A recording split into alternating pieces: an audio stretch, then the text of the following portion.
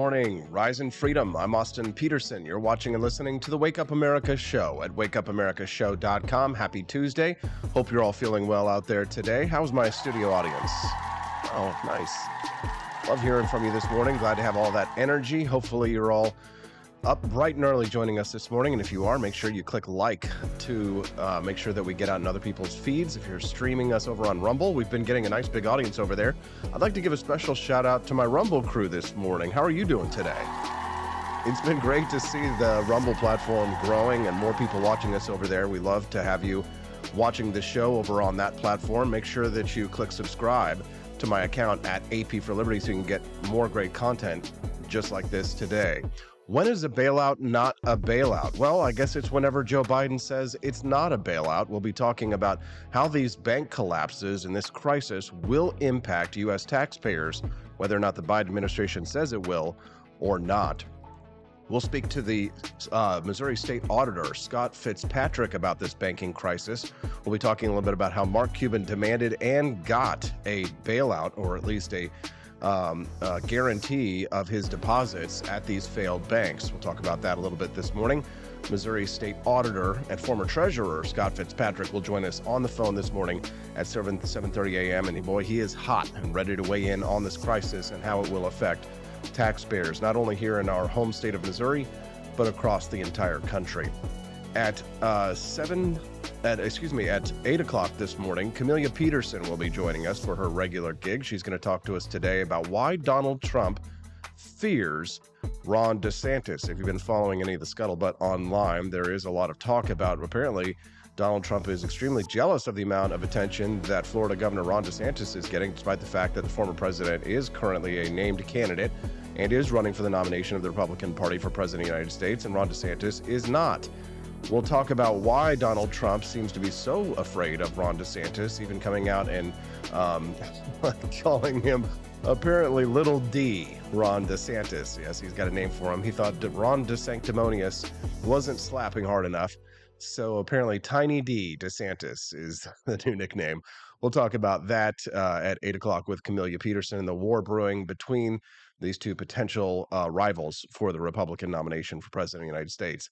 At 8:35 this morning, BX Bullet TV joins us. BX will join us to talk about why Millennials' health conditions are terrible. Chronic health conditions plague my generation, and apparently, the people who are in my age group have got terrible eating habits. We're going to talk about that, and I will be talking to you a little bit today about one of my sponsors, and I'm going to do so even though I'm actually not contractually obligated to talk about Lear Capital today, but I'm going to talk about them today for your own financial health and security reasons. We're going to talk a little bit today about why you should be buying gold. Should have bought gold a while ago, but probably now is even better time. Again, the best time to buy it was 10 years ago. The second best time to buy it is today. Entrepreneur and Dallas Mavericks owner Mark Cuban has demanded that the Federal Reserve take action and assume responsibility following the collapse of Silicon Bank on Friday. Well, one thing that Mark Cuban and I might agree with in this current crisis is that the Federal Reserve bears a lot of the responsibility.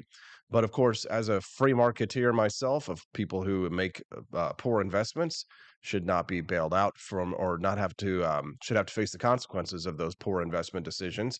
As I'm sure Mark Cuban would have said probably the exact same thing maybe 6 weeks ago. But of course, people, when they start to lose money, their tunes change. Mark Cuban tweeted that the Fed should immediately buy all the securities and debt that the bank owns at near par, which should be enough to cover most deposits. He says any losses paid for in equity and new debt from the new bank or whoever buys it. The Fed knew this was a risk. They should own it. Well, Mark, you knew that it was a risk when you make any kind of investment. You should own it as well and not send it over to the Federal Reserve entirely. There's a lot of blame to go around. Billionaire Mark Cuban's portfolio of businesses was among the multitude of businesses that was affected by the shutdown of Silicon Valley Bank on March the 10th, He said he is now out there arguing the Fed should immediately buy all the securities and treasuries of this. And it was one of the most successful lobbying campaigns in history that Mark Cuban embarked on. As soon as the U.S. regulators shut down Silicon Valley Bank on March the 10th, He started lobbying to pressure the federal government to save the thousands of depositors of the defunct tech lender. And he did this on social media. It was one of the most brilliant master strokes of, well, shall we call it theft? Is that what it is? Some people will say, well, it's not a bailout because it's coming from a deposit insurance fund that the banks pay for themselves, that they're essentially taxed to pay into.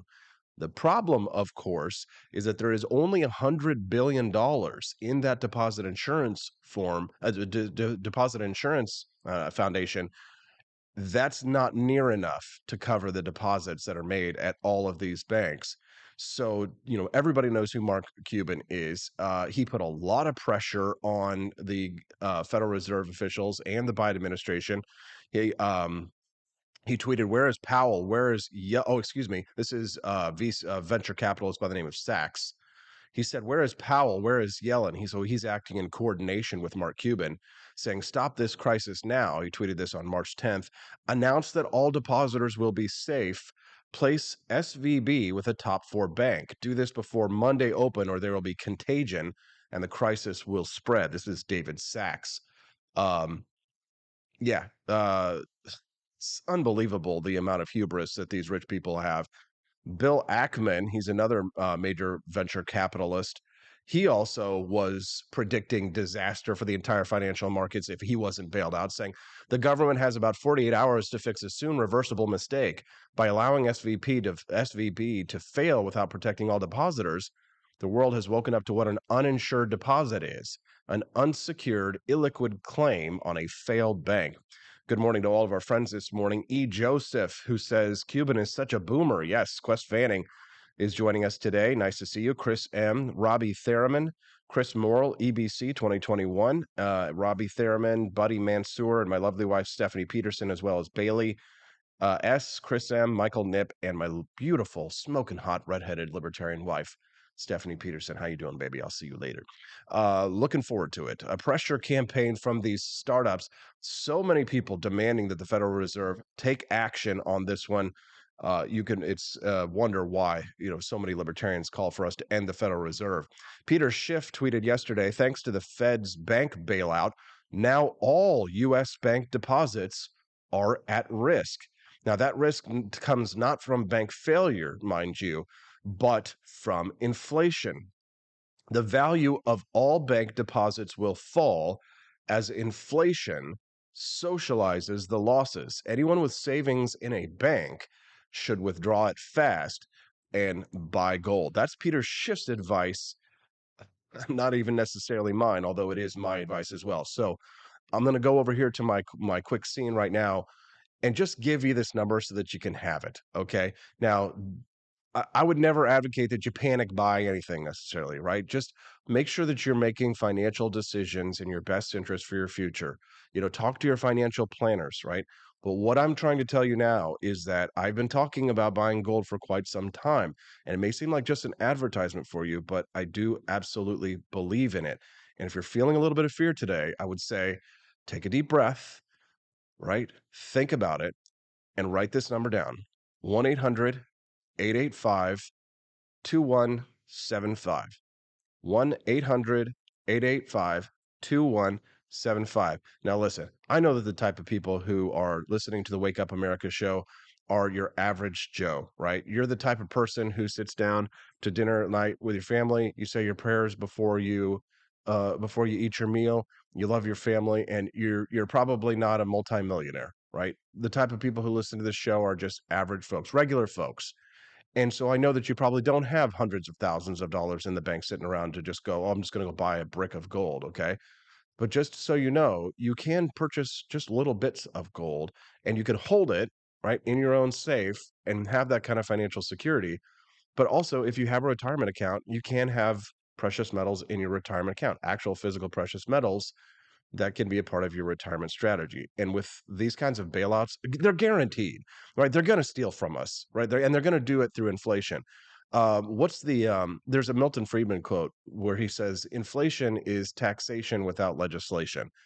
So we're going to get taxed to pay for these bailouts. There's going to be more inflation. And what happens when inflation occurs? The price of gold goes up. Making an investment now into gold is the kind of thing that you will not regret. Nobody ever said 50 years later after they've got a hoard of gold in their safe, "Oh wow, I really wish I hadn't bought all that gold." It's always fungible. You can always transfer it. If you want to sell it, you can, but it's always a safe store of value. So call that number today, 1-800-885-2175, or visit learaustin.com. At a minimum, go to learaustin.com and get an informational packet, because this contagion will spread out no matter what anybody says. All right, let's continue here and let's talk about how this is going to affect you. The cost of bailing out two banks that catered to the tech industry will likely be paid by average Americans in the form of more fees at our banks, less service at the banks that you use, and potentially higher taxes. Now, this is despite what Joe Biden is pledging otherwise, right? So the the dire predictions that I'm making here in regards to what's going to happen to you and your banks are pretty much a guarantee. You can trust me a lot more than you can trust Joe Biden, and sorry to say that that's our current commander in chief. Now, the rescue that was announced on Sunday night will use the FDIC's fund to make whole all of the customers at the Silicon Valley Bank and Manhattan Signature Bank. So you understand that initially the Biden administration announced that the US taxpayers would not be on the hook for the investments that were made at SVB.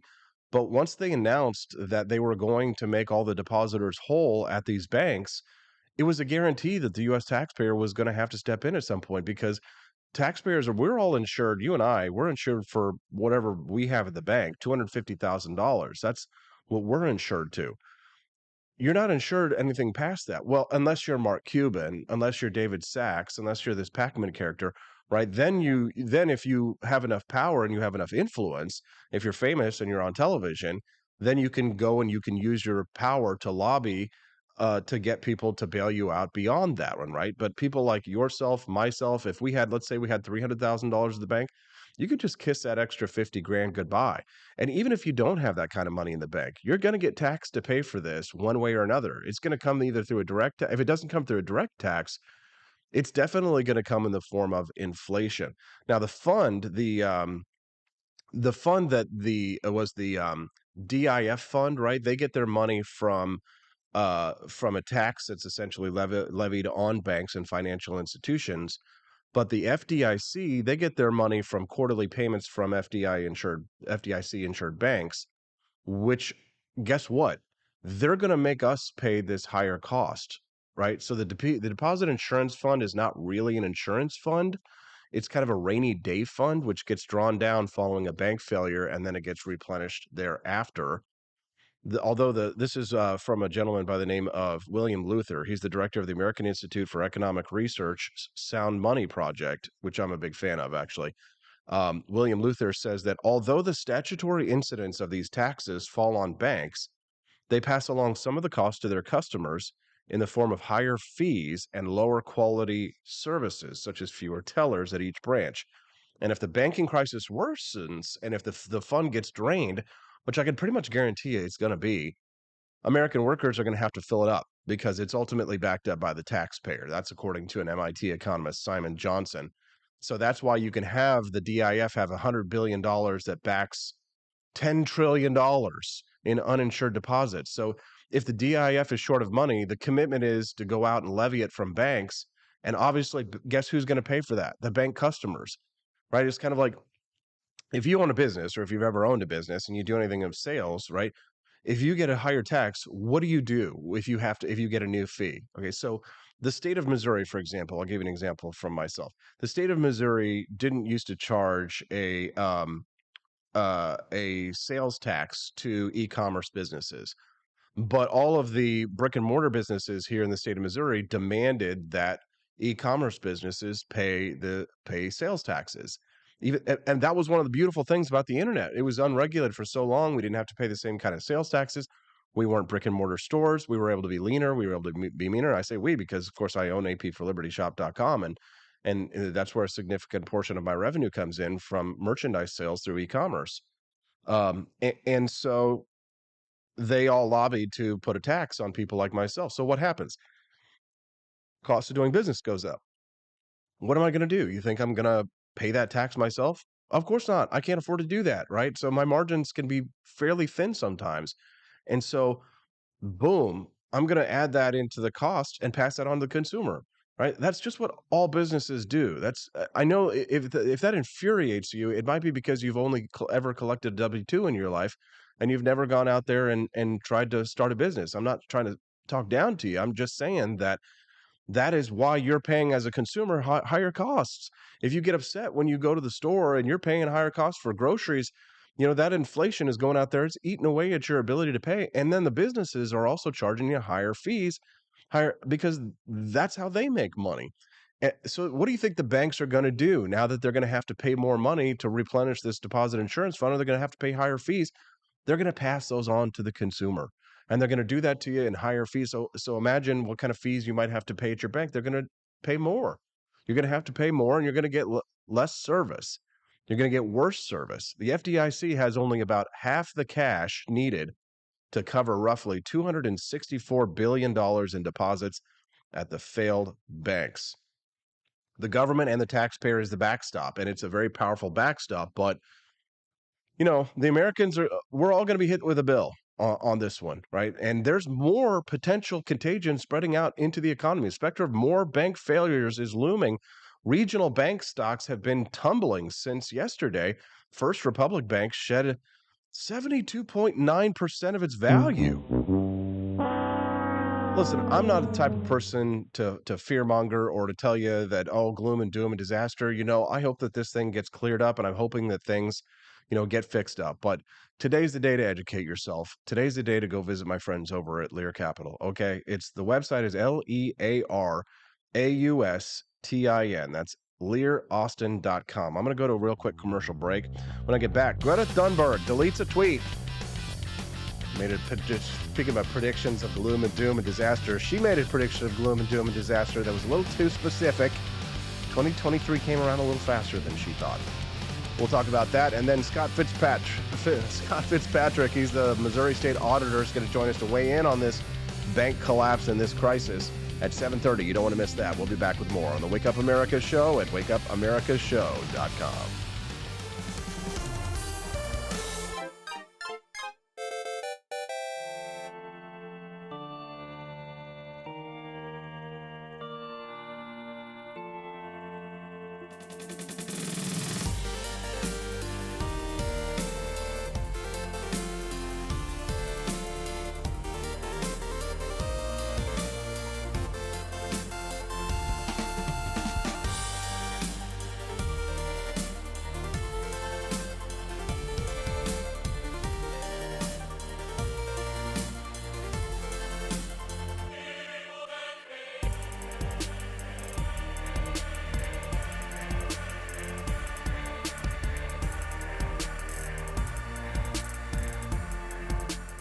I like shooting things, but whenever I can't shoot something, I like to cut things. My life isn't all about shooting and stabbing and cutting, though. Sometimes I have to do actual work, but when I work, I still like to have fun.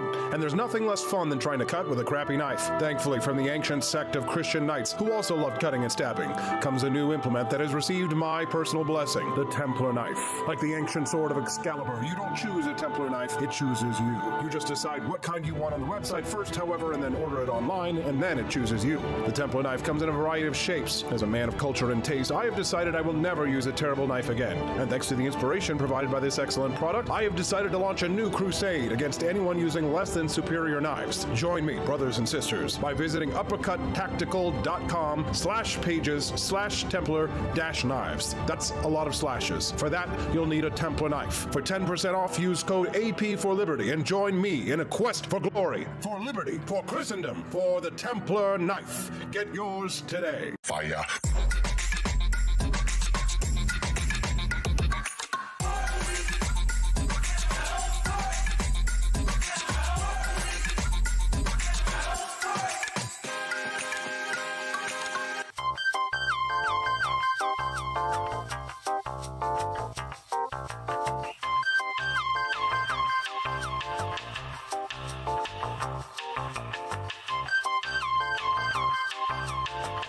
Hello, this is Barack Obama, and let me tell you why Austin Peterson stinks, and you should never pay attention to anything that he has to say. First of all, He's a libertarian, and we all know libertarians are idiots. They don't realize how important government is to everything that we do. I recently became aware that Austin has opened up a libertarian shop at apeforlibertyshop.com. Now, I'm asking you as a personal favor to me that you never ever visit apeforlibertyshop.com. With all of the great Liberty merchandise there, the last thing that we need to do is to get people spreading this message around the country, because then they might start thinking that they don't need government. And that's the last thing that good Democrats like us want. So if you love democracy, like me, and hate freedom, then don't visit AP for Liberty Shop. Like I said, whatever you do, do not visit aporlibertyshop.com. I'm Barack Obama, and I approve this message.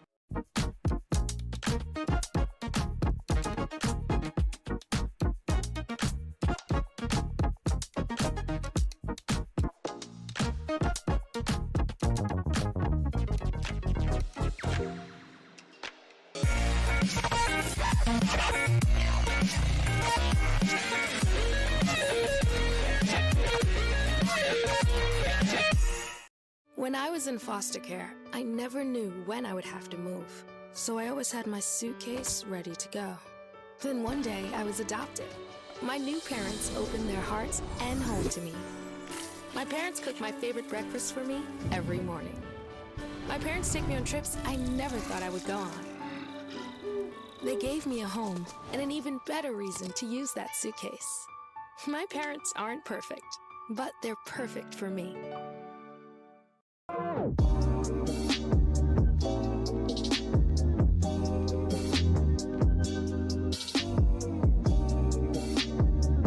I would remind you that extremism in the defense of liberty is no vice.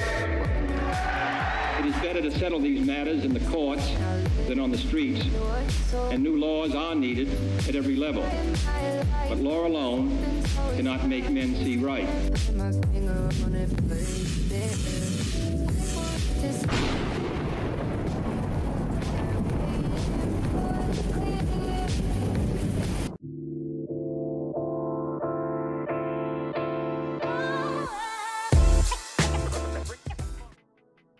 Good morning, Rise and Freedom. I'm Austin Peterson. You're watching and listening to the Wake Up America Show at wakeupamericashow.com. Hope you're all feeling well today.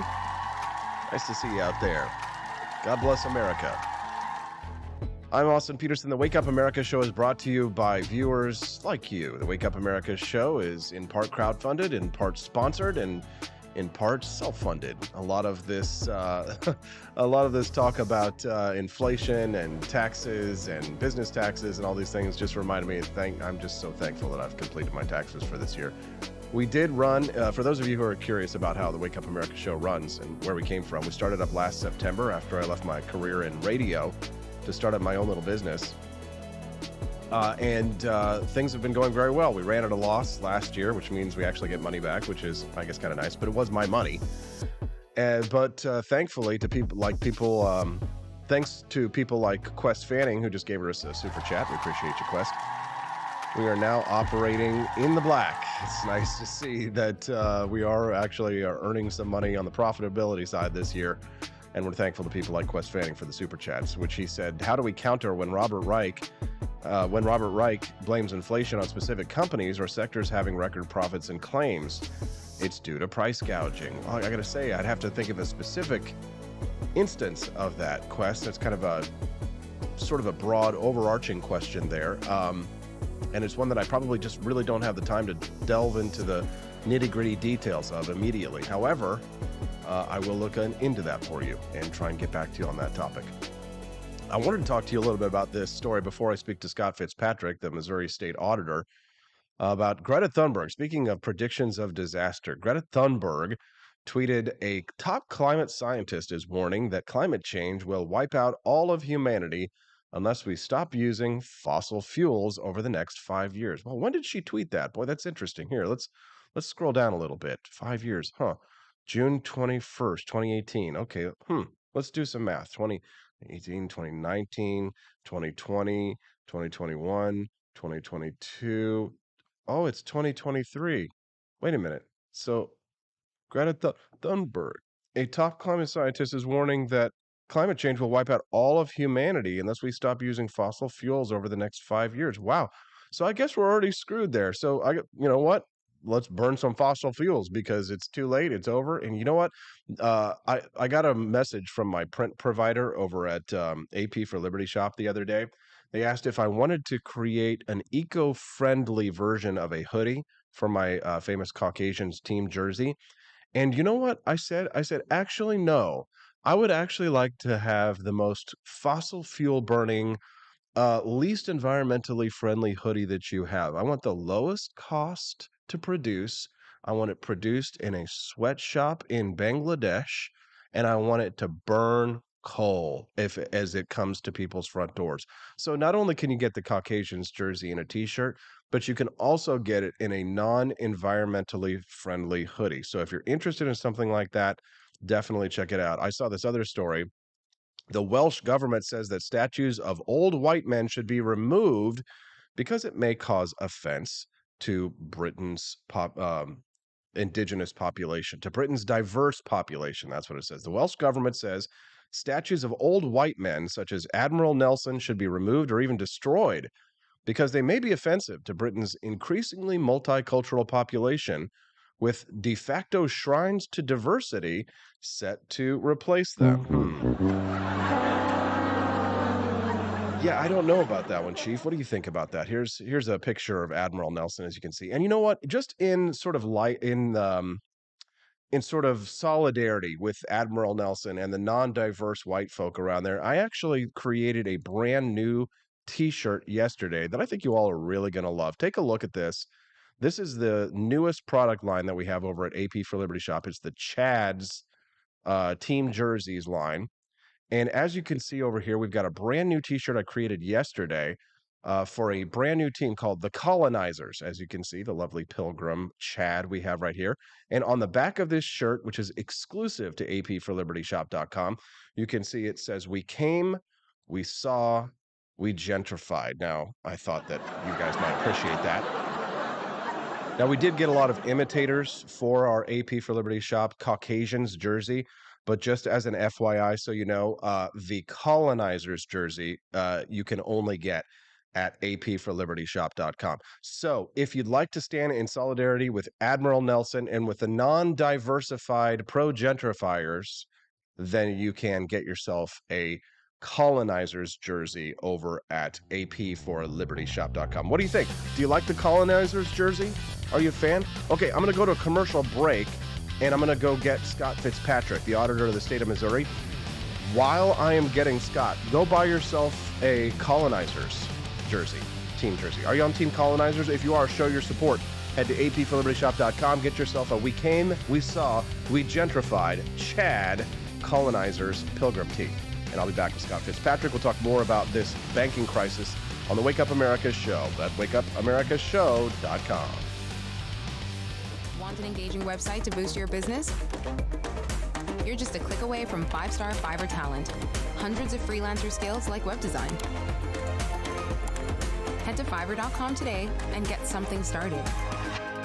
American conservatism is distinct, like America is distinct from the United Kingdom. American conservatism's roots comes out of the Wild West, out of pioneerism. The difference between American conservatives and European conservatives is that Americans are cowboys. We are that God, guns, gold, and girls. It's wild here, and we should stay that way. We shouldn't allow a European version of conservatism to come and infect us here. We like it wide open spaces here, you know, deep in the heart of Texas and all that.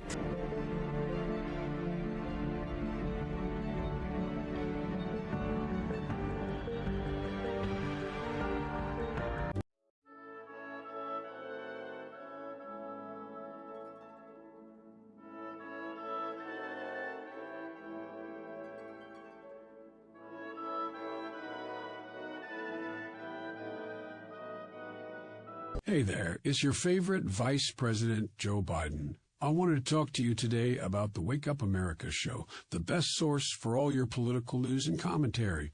But before I get started, let me just make sure I have all my notes in order.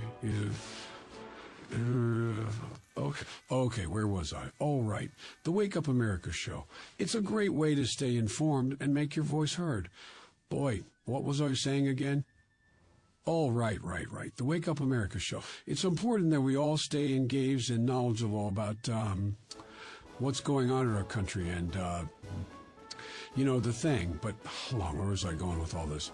Oh, yeah. The Wake Up America show. It's a fantastic resource. And if you really want to make a difference, man, you can sign up to be a monthly donor at wakeupAmericaShow.com/support. Now, where was I? Oh, that's right, the Wake Up America show. So if you want to stay woke and support a great cause, head on over to wakeupAmericaShow.com/support and sign up to be a monthly donor today. And if you're feeling generous, you can even give a donation in my name. Thanks for listening, and keep on keeping on, America. Come on, man.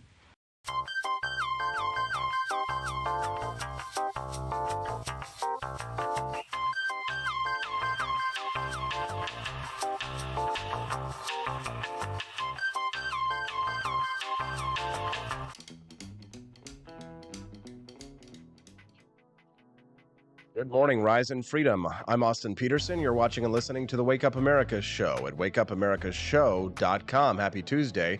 Thanks so much for tuning into the program. If you're tuning in for the very first time, make sure you click like, whether you're on YouTube or on Rumble or any of other platforms, and share the stream so that we can get out in more people's feeds. We'd be very grateful today. The cost of bailing out two banks that catered to the tech industry will likely be paid by average Americans in the form of more fees, less service, and potentially higher taxes. That's despite President Biden's pledge otherwise, experts have been warning.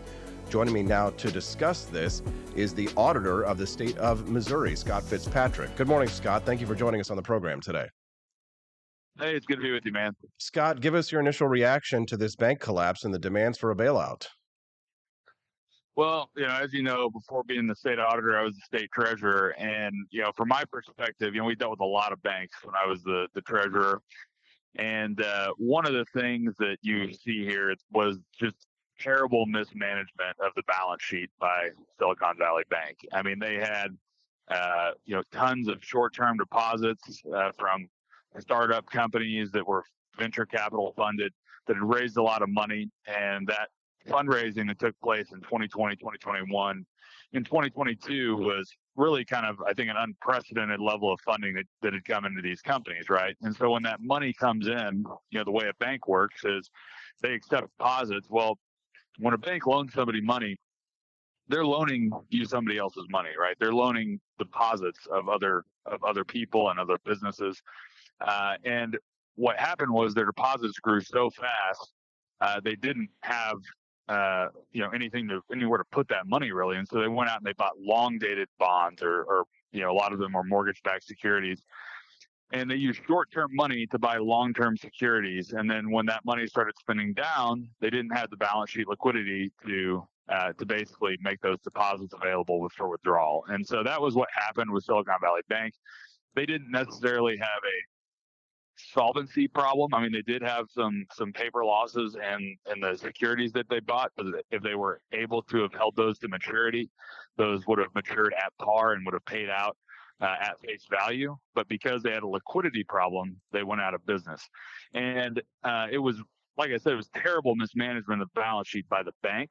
And I think that, in terms of what happened and how we should have reacted, I don't like the government coming in after the fact and bailing out Silicon Valley Bank. I think there would have been, a process that could have taken place that would have resulted in, depositors getting almost all their money back, because again, they weren't in a terrible balance sheet situation in terms of, the overall value of the bank. It was the liquidity that they had a problem with. And I think that if they would have let that play out, that, I don't think you can do absolutely nothing. I think you do have to step in and say, listen, we're going to increase FDIC insurance on deposits moving forward to prevent a run on other banks.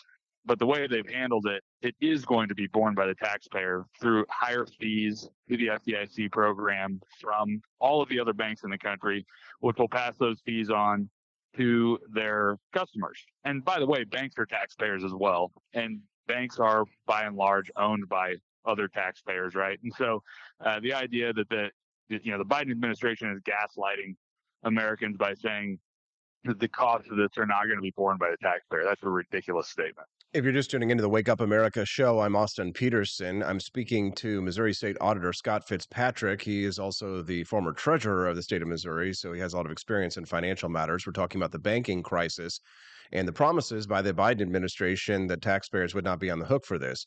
So the question is that what the FDIC here is essentially capable of, because we know that typically $250,000 is the max of what the FDIC has guaranteed for most average depositors. But people like billionaire Mark Cuban and others are saying, well, the Federal Reserve is responsible for this crisis. The regulators didn't step in and do what the regulators were supposed to do. The Federal Reserve is to blame. I mean, listen, I love pointing fingers at the Federal Reserve as much as anybody. But Scott, these billionaires are going out there and demanding more cash than they're entitled to. I mean, shouldn't investors like Mark Cuban know there's supposed to be risk when you make an investment? We're eliminating risk. How can we do that? Yeah, well, what Mark was advocating for was for the Federal Reserve to buy the long-dated securities that Silicon Valley Bank was holding at or very close to their par value instead of what their market value was. And so what a lot of people don't understand about if you don't trade bonds or don't have a lot of experience in that is when you buy a bond, they bought these bonds in 2021 when interest rates were basically at zero. The Federal Reserve sets its target interest rates, and they had held the interest rates very low for a long period of time, right? And they were doing that. They cut rates at the beginning of COVID to try to stimulate the economy, in addition to all the money that was pumped into the economy by Congress.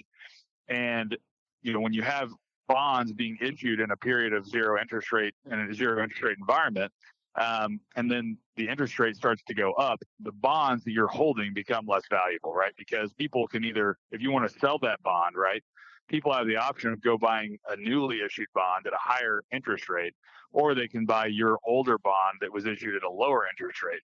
And in order for it to make sense for somebody to buy your older bond that was issued at a lower interest rate, you're going to have to sell it to them at a discount, right? Because an amount below par value in order to make up for the difference between what they could earn on a new bond paying a higher coupon, right, a higher interest rate. And so what Mark was arguing for was for the Federal Reserve to buy these older, long-dated bonds. So they were issued in 2021 at 1.5%, and some of them had maturities as long as 10 years. And Mark wants the Federal Reserve to buy those bonds so that Silicon Valley Bank had the liquidity necessary to fund the withdrawals that were coming and they were being presented with. Sure. That is one way, that you could do this, but that's ridiculous for the FDIC to basically pay above market value for these securities from Silicon Valley Bank. One thing that the Federal Reserve has done, and they did a lot of this during the pandemic. They tinkered with markets and created the various what they called liquidity facilities for various needs like commercial paper programs and things like that during the pandemic. One of the things that was announced over the weekend was that the Federal Reserve was creating a new liquidity facility for banks if they have a situation where deposits are being withdrawn, that they can go to the Federal Reserve and borrow the money and pay an interest rate on that. I don't know what the interest rate is, but borrow the money to fund these withdrawals. I think, I don't like the Federal Reserve having to be involved in this, but the reality is, the conditions that created this situation were, in addition to the balance sheet mismanagement of Silicon Valley Bank, they were largely created by Congress and by the Federal Reserve. And it was done by Congress, basically passing legislation like ARPA and the bills that preceded it to print essentially a lot of money and put it into the economy through stimulus payments, through enhanced unemployment benefits, through the paycheck protection programs. They put that money into the economy. And as a result of that, banks saw their deposits or their balance sheets explode, by 20 to 30% over a matter of months. And banks had to deal with that. It was an unprecedented situation. And it was created by the policy that was passed by Congress and that was basically supported by the Federal Reserve and the changes that they were making. And so it is a unique situation. I do think that the Fed and Congress bear some responsibility for the conditions.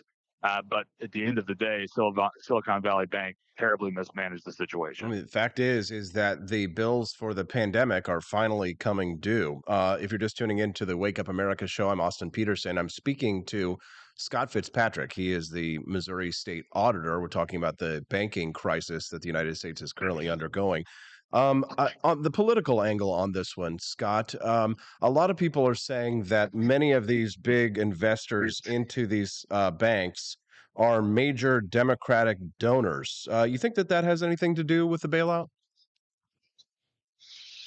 You know, look, I saw something on Twitter yesterday. If it was the Midland Bank of Oil and Gas, would they be treating this the same way? I think it's the reality is that I think in that situation you'd probably have a different outcome here, right? I do think that there's probably in every decision being made by the Biden administration. In this case, yeah, it's looked at through a political lens. Obviously, if the bank is allowed to fail, and all these venture capitalists and the tech startup companies are allowed to lose their deposits or at least take a haircut on their deposits, yeah, that's going to absolutely have an impact on how that industry and those people view the Biden administration and Joe Biden. 98% of all the political contributions from the tech sector go to Democrats, and so it's no surprise that this is going to benefit the people who have largely funded Democratic campaigns, both at the congressional level and at the presidential level over the last several cycles. So, yeah, I mean, I think we can all speculate as to what would have happened if it would have been a different industry that was dealing with the problem. Mhm. But Yeah. the facts are what they are. Yep, for sure. A question, a little bit of a tangent here, Scott. I wonder what your reaction to this is. This is a listener who's writing in saying, Austin, ask Scott what's up with the bill to make gold and silver legal tender in Missouri again. Do you have an opinion on that? Well, there was a bill that basically would have required the Treasury to keep a certain amount of the assets in the Treasury in gold and silver, which right now I think the Constitution would have to be amended to allow that. The current Constitution, which was largely revised in the 1940s, does not really allow for the state to hold precious metals or any other type of non dollar based security. So we're basically not in a position to do that. We would have to go. There would have to be, in my opinion, for that to be an actionable bill. There would have to be a vote of the people of the state to amend the Constitution to allow the Treasurer's office to invest in that. Now, in terms of legal tender, for like paying taxes and things like that, I still think you're talking about. I still think you're talking about probably having to amend the Constitution, because what happens is when somebody pays their tax with gold and silver, that money is deposited into the Treasury, and you immediately are holding an asset that you're not constitutionally allowed to hold. And so that would be the first step, in my opinion, to making that a reality. Would it be wise for the state of Missouri to be able to hold, for our treasurer to be able to hold gold and silver? I mean, central banks around the world are hoarding this asset right now. I mean, any bank who made an intelligent investment in the last year has been adding gold and silver to their portfolio. Wouldn't it be wise for Missouri to sock some away for a rainy day? Maybe perhaps by allowing taxpayers to do that. Look, I think that it certainly could make sense in the broader terms of the overall portfolio that the treasurer manages. What you have to understand about what the treasurer's office does compared to what, say, the pension plans do is the treasurer's office is managing largely a cash portfolio that is really needed to be available to pay bills, which are largely paid in using dollars, right? And we are in a situation right now where the amount of money in the Treasury is at an all-time high because of a lot of the same things that happened with the banks in the country are also happening with state governments. And so we are investing in longer-term securities here right now, and I think right now would be a good time for the state to be able to invest in some gold. But in general, the state treasurer is managing cash flow and is taking short-term cash and obligating it in very short-term ways, and having that cash become available through bond maturities. on specific dates to make funds available to pay bills, right? And so, while we always have some cash, and I think you could make the argument it would be a good idea for the state to hold some of its portfolio in gold and silver. It would be harder for us to take a larger position. Whereas in a pension plan where they're holding money for over the long term, I think over the long term, gold, silver are good bets, right? In the short term, if you have volatility in the portfolio, and you say you have to sell some of that gold or silver, and you lose money on it because the value of gold or silver over the that previous month had changed, in a negative way, then you're in a position of potentially having lost money when you sold it in order to generate cash to pay bills. And so it's a little bit different animal when you're talking about the money the treasurer manages versus money in like the pension system. It makes a lot of sense. You need the liquidity when you're dealing with those short-term obligations, and you need security when you're dealing with those long-term obligations, if I'm, summarizing Right. it correctly. Scott, is there anything else that you would like to share with our listeners before we let you go today?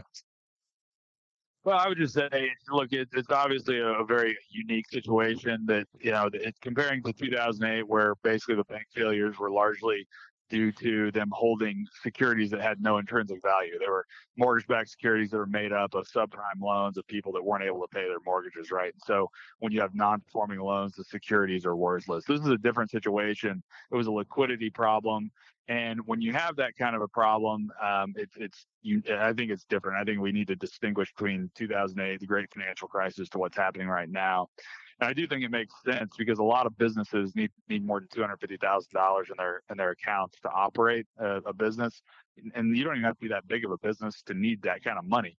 And I do think it makes sense for the FDIC to offer higher limits of insurance, either for depositors that they can purchase on their own, or for banks to opt into so that they can generate that additional security for their depositors. But I think time will tell what happens here. But this is kind of a new type of problem that we're dealing with. Certainly makes a lot of sense. Scott Fitzpatrick, thanks so much for clearing that up for us. He is the Missouri State Auditor. Scott, thanks for making yourself available to us on short notice. Thank you for your time, and have a wonderful day. Thanks, Dan. Anytime. See you. Thank you very much. What did you think of Scott Fitzpatrick? He is the auditor of the state of Missouri. I'm going to go to a brief commercial break. When I get back, I would like to talk to you about the traits of a man who has exceptional character. The signs of a man who has exceptional character. Because honestly, I feel as if people have really lost touch with the signs that a man is a good man. Can you recognize a good man? I think a lot of people really don't know how to. When we get back, we're going to talk about signs a man has exceptional character. At 8 o'clock, Donald Trump fears Ron DeSantis. And we'll talk about why with Camelia Peterson.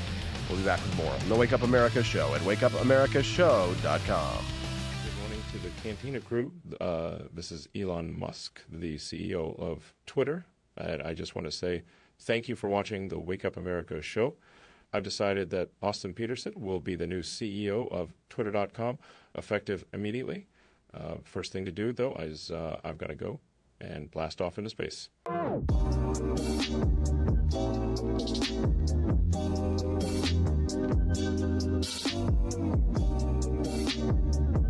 If there wasn't going to be somebody who was a fiery champion of liberty, somebody who would get out there and who would be aggressive, and if they wouldn't do it with more fire or passion than I had, then I would go and I would fight this battle for us. I've fought for the principles that we all share. Parties tend to be secondary to me. We're here because we believe in the principles of liberty. I am not a perfect messenger, but I think I'm a damn good one.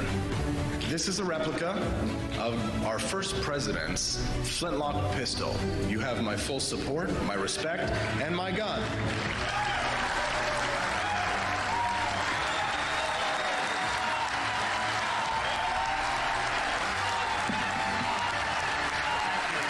I think that at the heart of my philosophy is much more libertarianism than well, that's the fashionable word these days, I guess. A conservative is no longer just that. He's a libertarian and always has been.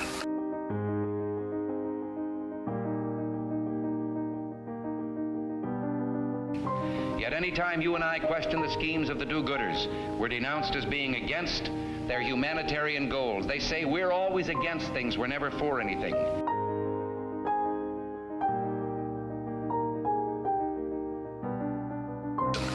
And what is fascism? Fascism is private ownership, private enterprise, but total government control and regulation.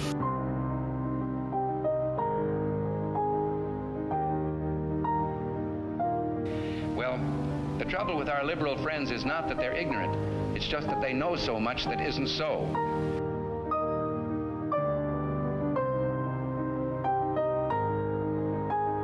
If we lose freedom here, there's no place to escape to. This is the last stand on earth.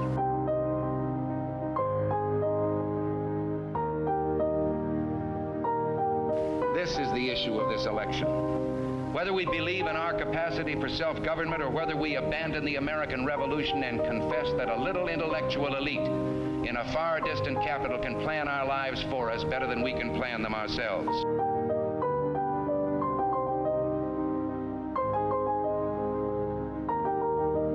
The conservative, so-called, is the one that says less government, get off my back, get out of my pocket, and let me have more control of my own destiny.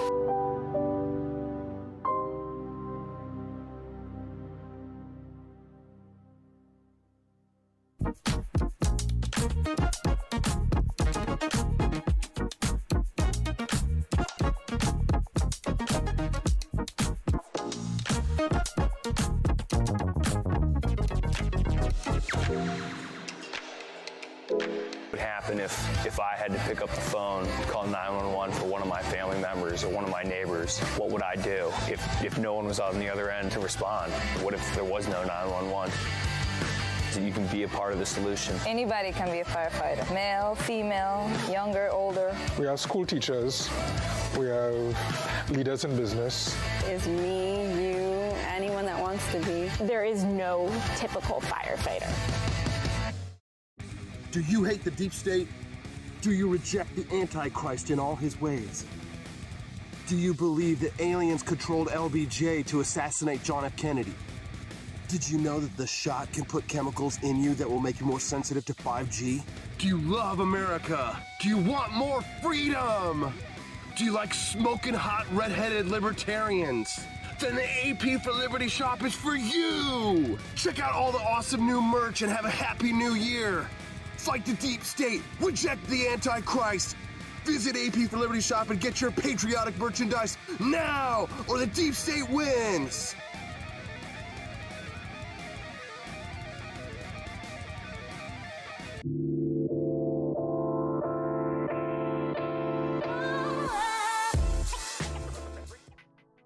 Good morning, Rise and Freedom. I'm Austin Peterson. You're watching and listening to the Wake Up America show at wakeupAmericaShow.com. It's nice to see so many people watching us today.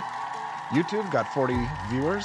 Love seeing it. We're just slowly growing. And then over on Rumble, I saw we got 15 to 20 people over there watching us this morning. Good morning, Rumble.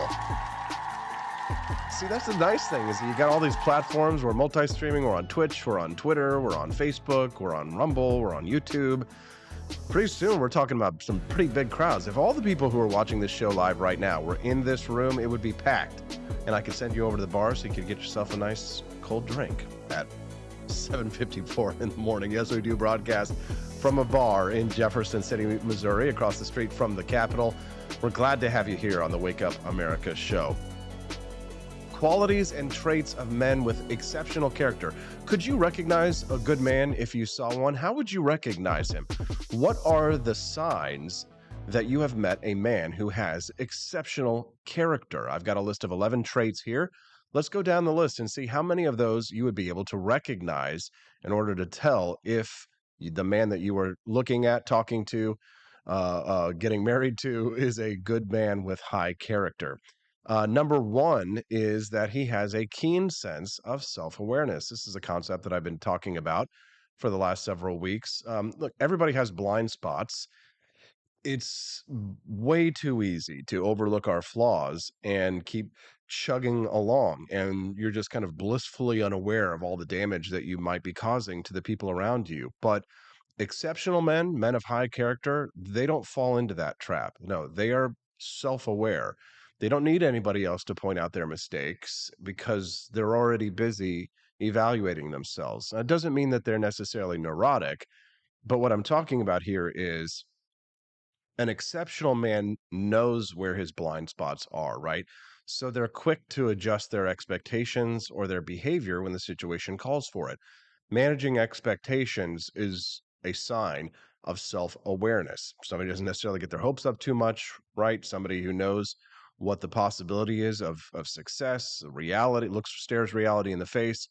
That is a man who has a high self-awareness. That is a quality of an exceptional man. You know what to expect from that man because he is consistent and reliable. Now, why am I talking about this before I move on to the next one? Well, I think it's because we're all not only are we having a banking crisis in this country, but we're having a masculinity crisis. We have a crisis of men in this society. And because it's extremely difficult for us to determine apparently what it is that makes a real man, I am giving you this list and setting it in stone like the Code of Hammurabi or the Ten Commandments. These are the 11 character qualities from AP to you of what it is that makes an exceptional man of good character. Ask yourself if this man has a rigid personal code. Rigid.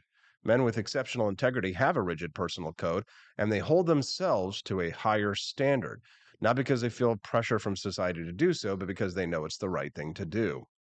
Now, this might be the result of a good upbringing, or maybe they just have some sense of chivalry, right? But one thing is for sure, a man with exceptional character will always hold himself to his own personal standards. And I'll tell you, that is a man who is a reliable man who is good to be around. When they make a promise, they follow through, right? They have personal standards. Now, the high standards mean that they're not going to do anything half-hearted. No, they're going to see something through until the very end. They have their own personal code, and they live by it. They don't talk the talk.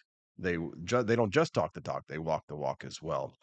The third quality of an exceptional man, they take responsibility for their actions. If there's one thing you can rely on from a man with exceptional character and integrity, it's that they know that their actions have consequences and they're always going to take responsibility for them.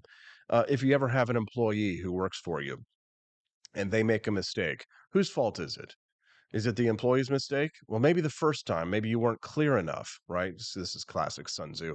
Maybe you weren't clear enough the first time, but if the second time that person makes a mistake, it is the fault of the leader, of the commander. And any good leader knows this and takes responsibility for that person's actions below them and says, like Harry Truman, the buck stops here.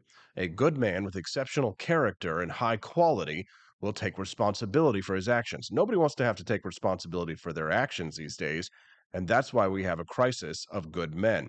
And I will say that I agree with Elizabeth Press, who says we have a character crisis. Taking responsibility for your actions is a sign of a high-quality man. Number 4, they're considerate of others.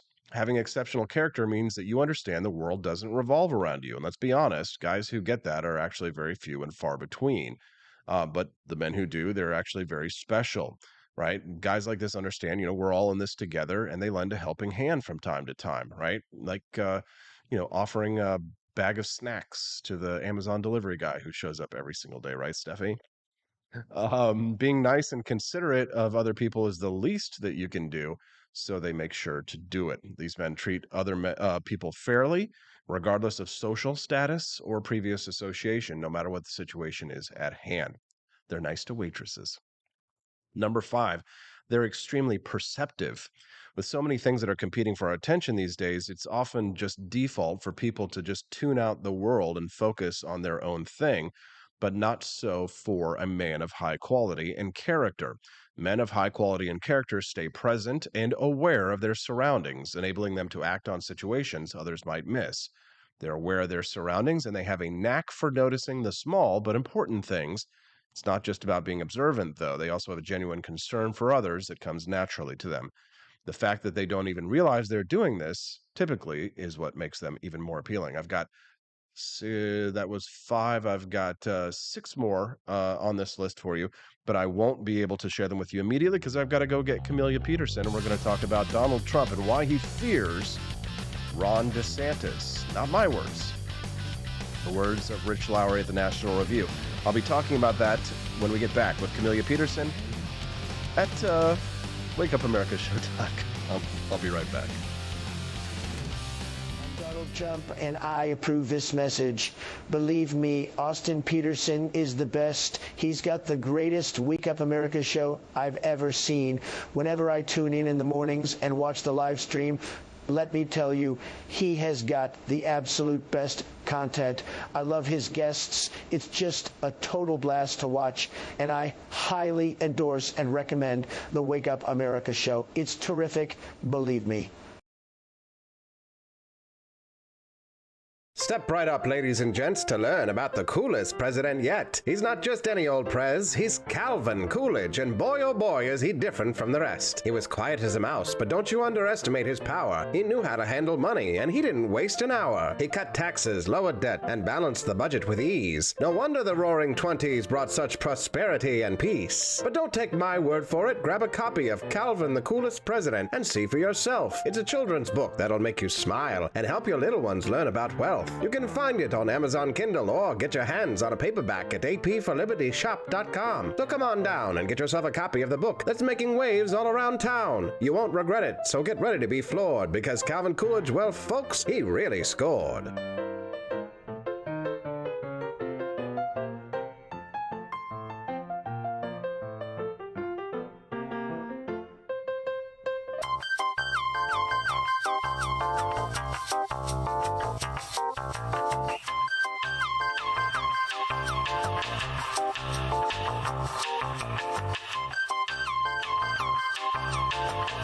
I'm a public defender. I am a public defender. I'm proud to be a public defender. 80% of Americans accused of a crime will get appointed a public defender. Everybody from a speeding ticket to capital murder. For every dollar we spend on public defenders, we spend $3 on prosecutors. Public defenders have to do pretty much everything on their own. Social workers, counselors. Investigating is another piece of it. The average public defender holds 300 cases annually. You never feel like there's enough time. Public defenders have health issues all the time. A lot of people give up and say, I can't do this work anymore. Gideon's Promise trains, mentors, and supports public defenders.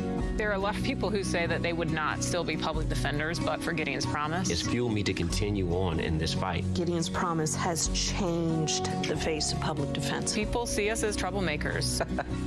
Good trouble only. We don't make it easy. It should not be easy to take away someone's liberty.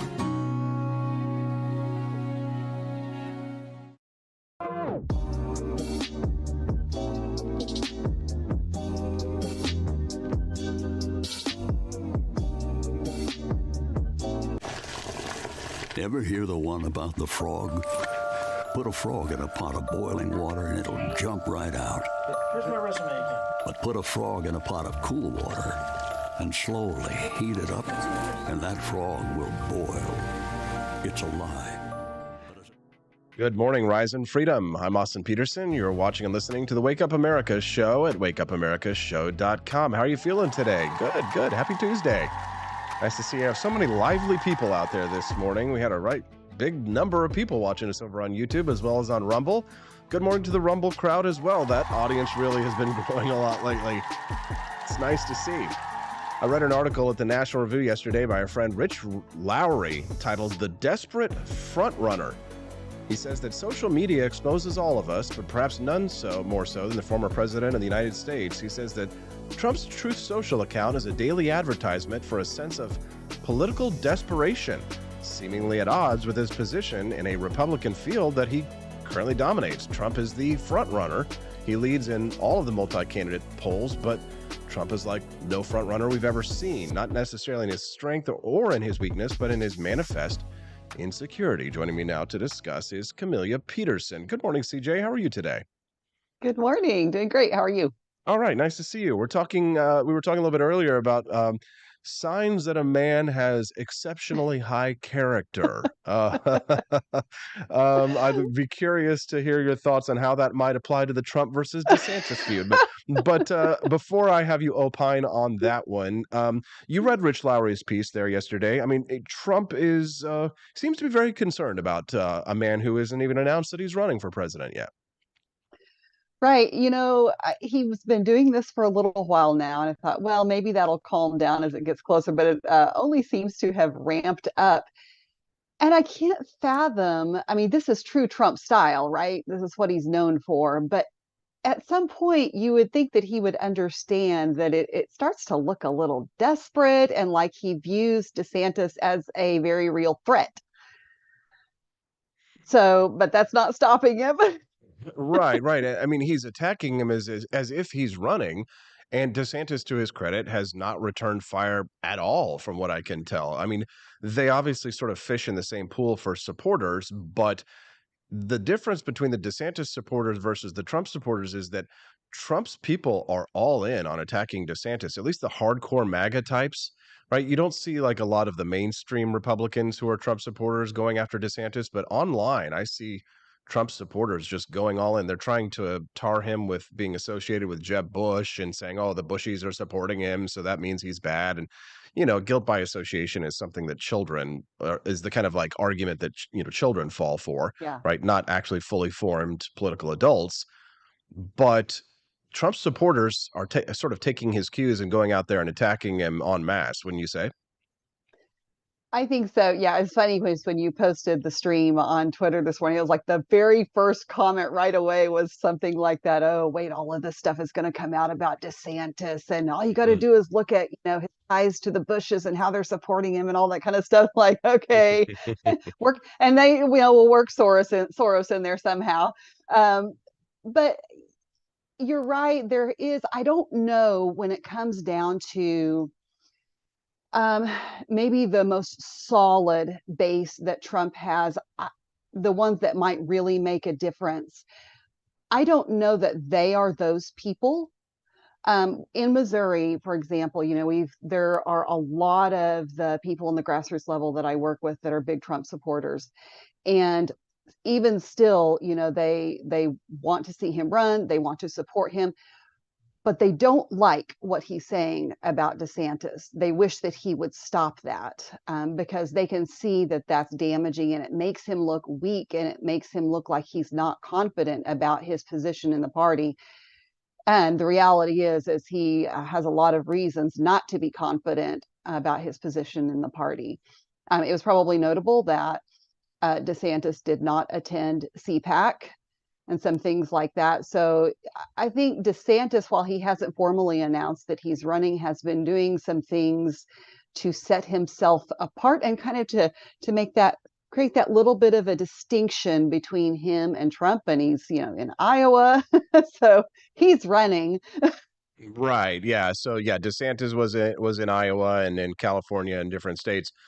CPAC is not where you win the Republican nomination. You win the nomination by going out amongst the many states and campaigning at, in small towns.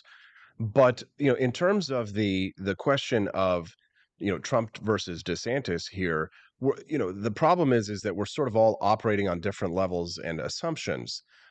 Trump supporters typically, I would say largely, although not all of them, believe, and certainly not the people at Fox News, believe that the election was stolen, right? Despite the fact, it was a big news story a few weeks ago about this Dominion voting machine system suing Fox News, and a lot of these anchors, they had Discovery and people like Tucker Carlson and Laura Ingraham and many others. It was revealed that they didn't believe that the election was stolen, but they were so terrified of their viewing audience that they were telling him it was, which, as somebody who's in media, I can understand being terrified of your audience. The bigger your audience gets, the more, indebted and more endangered you are by them. But in regards to like just your average sort of Trump voter, if they believe the election was stolen, they want to, it doesn't quite make sense.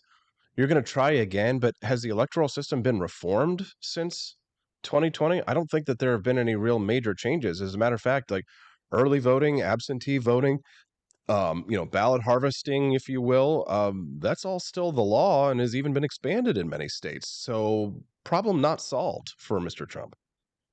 No, for sure. And I think for the vast majority of those people, it's a vindication run, which, those are always a bad idea because they're shallow and they're not supported by a lot of substance. And I don't think it'll stand up in the end. But you're absolutely right. Those things have not been reformed.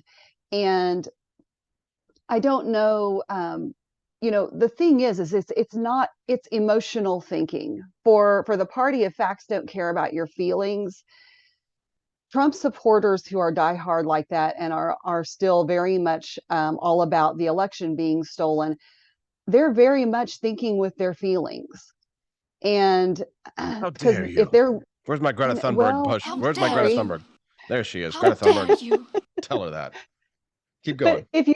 if you're thinking strategically, anybody could come to the conclusion that if you would like the Democrats to win the presidency in 2024, all you have to do is make sure that Trump is on that ballot. Because there is nothing that will motivate the left more to turn out than having him to oppose. They would love for you to do that. Well, they don't care. Trump supporters don't care. I mean, it's kind of like, Beatles fans. What are you going to do? You're going to convince somebody that, somebody's a Beatles fan. They're a Beatles fan for life. If you're just tuning into the Wake Up America show, I'm Austin Peterson. I'm speaking to my good friend Camelia Peterson, whose last name is spelled S-O-N. My last name is spelled S-E-N. Get it right. We are not related. Camelia, DeSantis, I mean, when does he kind of need to announce? I mean, do you think that this happens soon? I mean, does the Civil War harm the Republican Party? I mean, if Trump wins the nomination, does he lose? You think DeSantis has a better shot at winning the presidency? Give us your take, and just be aware we do have some Trump supporters here who might kill you. Oh, that's okay. I've been called every name in the book for my sometimes support and many times non-support of Trump. But here's the thing. So I was telling you earlier about something that Tucker Carlson did on his show, and it's on Twitter right now. And actually, for those who want to check out his the thread of that on Twitter, they sent a questionnaire out to several, all of the declared presidential candidates and several that they just assume might be possibilities. So, I mean, that includes, Trump, Nikki Haley, Ramaswamy, DeSantis, Youngkin, Kristi Noem, Tim Scott, Mike Pence, all of those. And they were asking them about our role in Ukraine and various aspects of that. And one of the things that, and just so you know, that they posted all of the responses on Twitter, so you can go and see everything that they said. But one of the things he pointed out is that the first primary starts in 10 months, which is crazy. So I would think DeSantis has to, make a decision here pretty quickly. Although a lot can change very quickly in politics. So, I mean, 1 month, the next month alone, it may change that. And I am over here just wishing for more options, a different option. If you're just tuning into the Wake Up America show, I'm Austin Peterson speaking to Camelia Peterson. We're talking about the potential of Trump versus DeSantis. Although, I really like, I'm not committed to any one candidate. I don't have a dog in this race necessarily. I think Trump did a lot of good as president. If he's on the ballot and he's a Republican nominee, that's fine. I'll vote for him. But I like the idea of Kristi Noem stepping up in terms of like top 5 pandemic governors. Kristi Noem, I don't feel like really got the sort of national attention that she deserved. DeSantis certainly sucked up a lot of the oxygen out of the room, and of course, Trump was sucking as much oxygen as he could during, while campaigning for the presidency. But I believe that Kristi Noem really did an outstanding job. Now, she does get attacked by a lot of the hardcore social conservatives and Trump supporters who say that she sold out on some transgender bill. That has to do with, transgenders in sports and things like that, which people care more about sports than they care about genital mutilation, unfortunately, it seems. Haven't we learned that? You made that little eyebrow raise right there. People care more about transgenders playing in sports than they do about actual genital mutilation. Do you want to take that ball and run with it, if you will? It has seemed that way for sure. And I think I will say that this year, I think is starting to flip that on its head, which is good to see. It's at least here in Missouri. And I actually think nationwide, too, there's been a whole lot more attention drawn to the genital mutilation part of that. And so I am hopeful and optimistic that the sports is starting to take second place to the real harm that's happening. But yeah, I like Kristi Noem. She doesn't excite me. I'm like, she's okay. Well, she's hot. Like I said, she doesn't excite me. She gets me excited. when she Here's the rides in on thing. a big white horse in her blue jeans and her cowgirl boots. Well, Yeah. so that might be part of my problem is she's a little bit trite. Oh, trite. Oh, please. First of all, define that word. Well, it's just like it's more of the same old, same old. So, for example, when they asked her about Ukraine, literally the first thing she said was something about China. Oh, God. Come on, can we not make everything about China? But speaking of the Ukraine issue, I was happy to see that because I didn't know where DeSantis was on that, but he does not support our interventions in Ukraine and thinks that we need to stay out of that. And I think foreign policy I think needs to be a big deal when we're talking. And the good news is that a lot of the people who are in the field of potentials for the presidential campaigns are opposed to a lot of interventionist foreign policy, which is really great to hear. I will say though that I would take that somewhat with a grain of salt, because one of the things we saw recently was Matt Gaetz had brought a bill trying to get us out of Syria, and that bill failed miserably, and it was because of both Republicans and Democrats. There were 171 Republicans who opposed us withdrawing from Syria. And I watched Matt Gaetz, talk about, the history of why we were in Syria and what happened. And it's appalling. And we should be out of there. So I think, foreign policy is a big deal because we don't need to be getting into any wars on top of our terrible economic situation as it is right now. So, that's a big deal. My only concern there, my concern there is just that the reason that the Republicans are anti-war right now is because we have a Democratic president. But if we had a Republican president, that the view might switch on that one. You know what I mean? Well, and that's what I'm saying is that I think that it's a good indicator with the vote that just happened on Syria, because I don't think there's why would we need to keep our troops in Syria? And yet the overwhelming majority of Republicans and Democrats both voted to keep those men and women where they don't need to be and their lives are at risk. So I think you have good reason to doubt that. But I don't know, I don't, there's nobody that really excites me that's in the field right now. That's probably normal. And, my inner idealist and pragmatist are constantly at war. And the reality is that I'm going to have to choose in the end. You may remember we touched briefly. So in my work for Americans for Prosperity, they kind of made some waves here a little bit back when they came out and said they were going to get involved in primaries more. And that does include the presidential primary. Yikes. And so the indication was that it's time to turn the page and move on from Trump. And a lot of people were not very happy about that. And I get that. But that also means that there has to be a better option. So we will see who that is. I don't know if it's Trump or not Trump. I don't know if it's, DeSantis. I don't know if it's Glenn Youngkin. Maybe somebody else is going to come out of the woodwork and we'll be Jeb surprised. Bush. Please clap. Camelia, thank you very much for your time today. We certainly appreciate you very much for coming on every Tuesday and Thursday. Thank you very much for your time today. Have a great day, everyone. Have a great day. All right. The qualities that make an exceptional man. Don't forget, we got BX Bullet of BX Bullet TV coming on here in just a few minutes as well. Looking forward to talking to her about lousy health millennials have.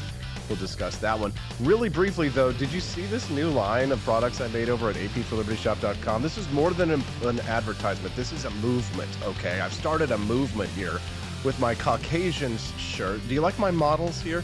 Native American man repping his favorite sports team, the Caucasians.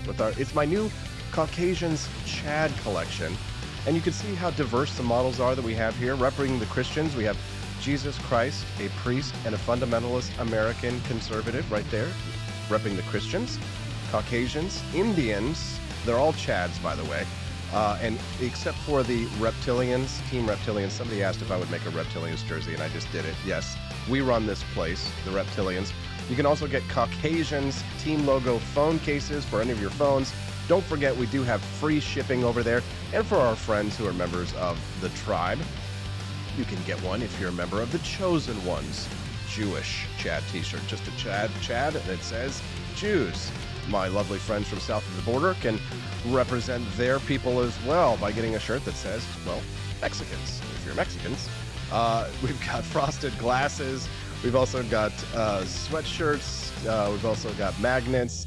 Babies, Chad's First Caucasian's baby beanie. So if you want to get a baby beanie just to, get your baby started by offending people, you can do that as well. Christians jerseys, and my favorite, this one is brand new from yesterday, the Chad Colonizers. We came, we saw, we gentrified t-shirt. Make sure you check that one out as well. The Colonizers team jersey available only at apforlibertyshop.com. I'm going to go to a commercial break very briefly, and I'm going to be back. And when I do get back, we're going to talk about the qualities of an exceptional man. Head over to apforlibertyshop.com. Get that during the commercial break. As a matter of fact, head over to apforlibertyshop.com right now. I'm going to go check the analytics and see how many people actually do it. So you've got a couple of minutes to shop. Get yourself a t-shirt. Free shipping in the United States, baby. Yeah, that's brand new this week. And I'll be back with more on the Wake Up America Show at wakeupAmericaShow.com. Want an engaging website to boost your business? You're just a click away from 5-star Fiverr talent.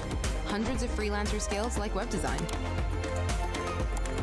Head to Fiverr.com today and get something started.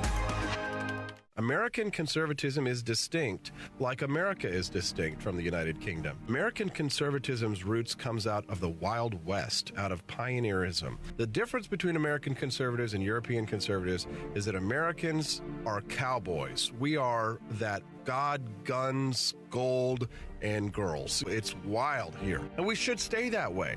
We shouldn't allow a European version of conservatism to come and infect us here. We like it wide open spaces here, deep in the heart of Texas and all that.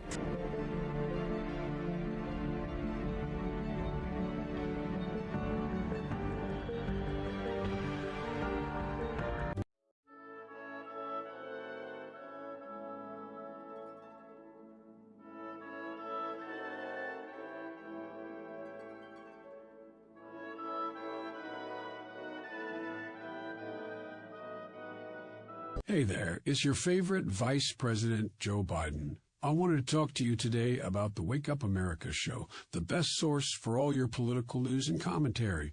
But before I get started, let me just make sure I have all my notes in order. Okay, where was I? All right, the Wake Up America show. It's a great way to stay informed and make your voice heard.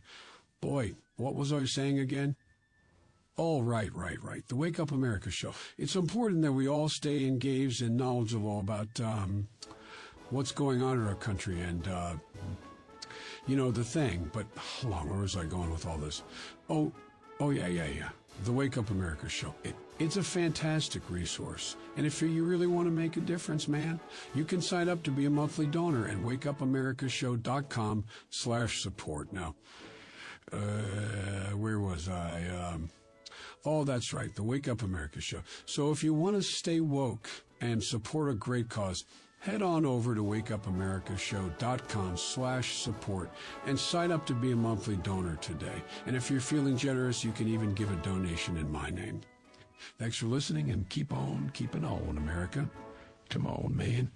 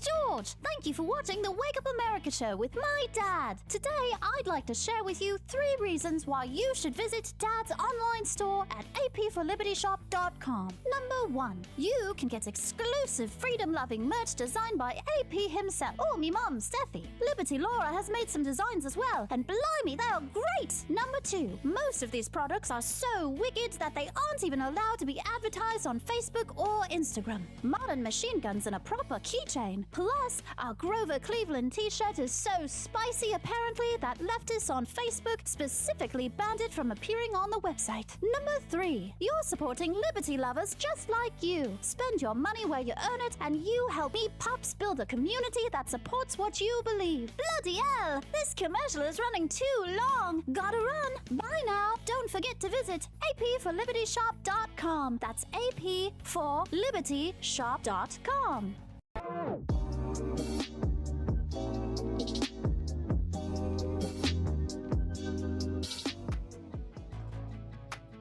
Good morning, Rise and Freedom. I'm Austin Peterson. You're watching and listening to the Wake Up America show at wakeupAmericaShow.com. How are you feeling today? Nice to see you over there. Glad to have so many viewers this morning. It's been great to see nice big numbers over on YouTube, as well as 26 people watching over on Rumble. Big shout out to my Rumble crew this morning. How you doing? Nice to see you here. Our Rumble account has been blowing up lately, so if you're a fan of Rumble today, we're a fan of you. Thank you very much, and we appreciate you watching us over there. If you haven't subscribed to the channel, it's AP for Liberty over on Rumble. So if you're watching us now on Rumble, because I think they might be putting us on the front page, make sure that you not only click like on the stream, but that you click to subscribe to this channel, and I'd be very grateful to have your support and subscription over there. It is free, after all. Nice to see everybody over here. It's exciting to perform for such a large audience, especially because the early days of a stream, you're basically talking to my wife, my friends, my family, and that's about it. But now that we've got such a big crew, it's really great to see the Cantina crew getting fleshed out. Let's talk about qualities of good men, great men. 11 traits of men with exceptional character and integrity. I went through this list a little bit earlier. I talked about how good men have a keen sense of self-awareness. I said they have a rigid personal code, that they take responsibility for their actions, and that they are considerate of others, as well as extremely perceptive. But one that I struggle with, and I know a lot of men do, is the ability to take criticism well. That is a sign of a man who has exceptional character. It doesn't mean that anybody's perfect, right? Like the rest of us, men are prone to making mistakes, but it's the reaction to those mistakes that sets men like this apart. Not only are men like that comfortable with being told that they're wrong, but they take the criticism without bitterness, without anger, and without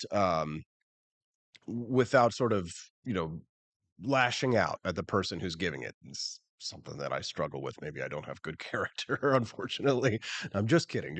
I have all of the other qualities and traits, but this one I struggle with. And in most situations, they actually welcome the feedback, right? They see it as a chance to improve themselves. Now, some men are in certain situations where, if you're in public view, you're going to be getting criticism all the time. You can't always listen to absolutely every bit of advice that everybody gives you, especially if they're not working in your industry or what have you. But a good man who with high character will take criticism when it's given in, a positive spirit, as it's meant, when it's constructive criticism, of course. Here I am rationalizing. Number 7, another sign of a man with high character is he doesn't take everything seriously, right?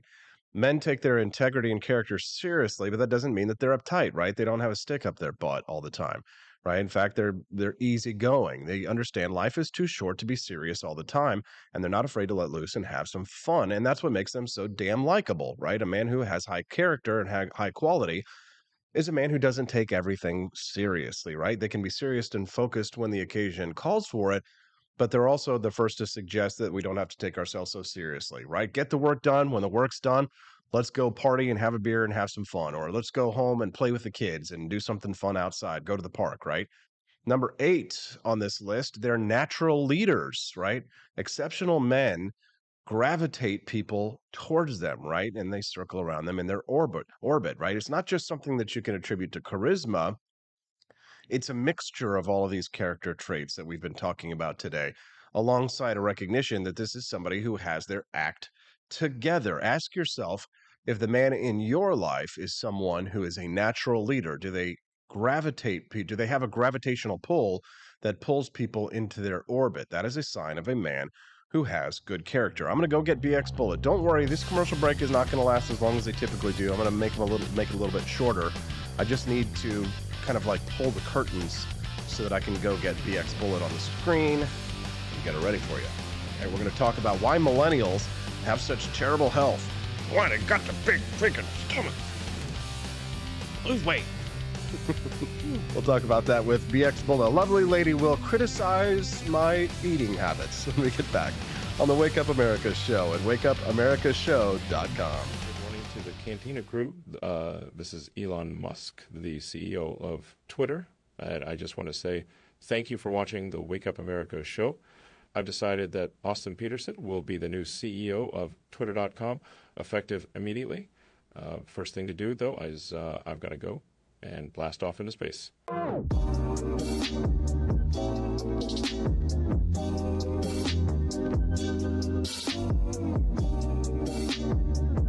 If there wasn't going to be somebody who was a fiery champion of liberty, somebody who would get out there and who would be aggressive, and if they wouldn't do it with more fire or passion than I had, then I would go and I would fight this battle for us. I've fought for the principles that we all share. Parties tend to be secondary to me. We're here because we believe in the principles of liberty. I am not a perfect messenger, but I think I'm a damn good one. This is a replica of our first president's flintlock pistol. You have my full support, my respect, and my gun.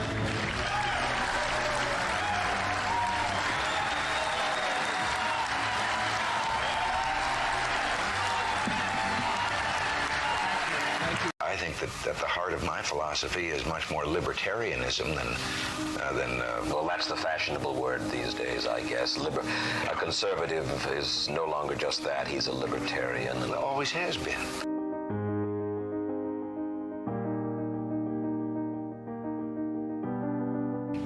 Yet any time you and I question the schemes of the do-gooders, we're denounced as being against their humanitarian goals. They say we're always against things, we're never for anything.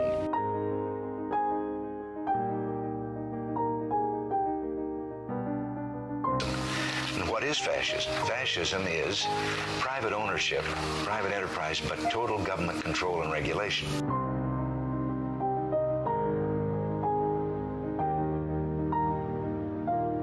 Well, the trouble with our liberal friends is not that they're ignorant. It's just that they know so much that isn't so.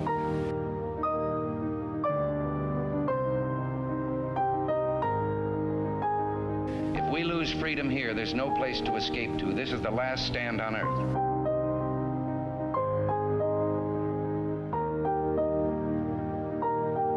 This is the issue of this election. Whether we believe in our capacity for self-government or whether we abandon the American Revolution and confess that a little intellectual elite in a far distant capital can plan our lives for us better than we can plan them ourselves.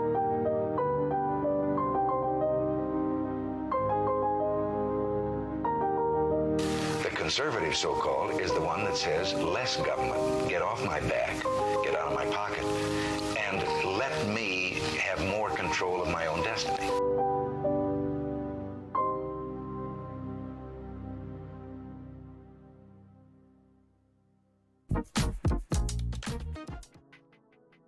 Good morning, Rise and Freedom. I'm Austin Peterson. You're watching and listening to the Wake Up America Show at wakeupamericashow.com. How are we feeling today so far? Good. Nice to see such a big audience today, especially over on Rumble. We've got so many people watching us over there. We're going to have to start paying a little more attention to you guys. We appreciate you. Of course, we also love our Cantina crew who's hanging out over on YouTube today. Let's give it up for them as well. The OGs.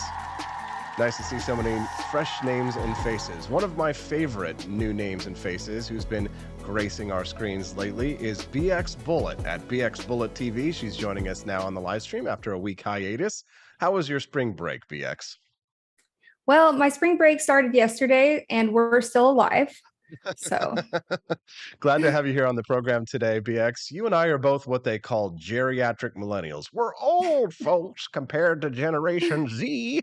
And unfortunately, a lot of people in our age group are sucking down the health services more than a lot of previous generations at our age. Millennials are seeking more professional help for health issues than ever. Millennials with common chronic medical conditions are high utilizers of the healthcare system compared to Generation X, according to new research. What was your take on this?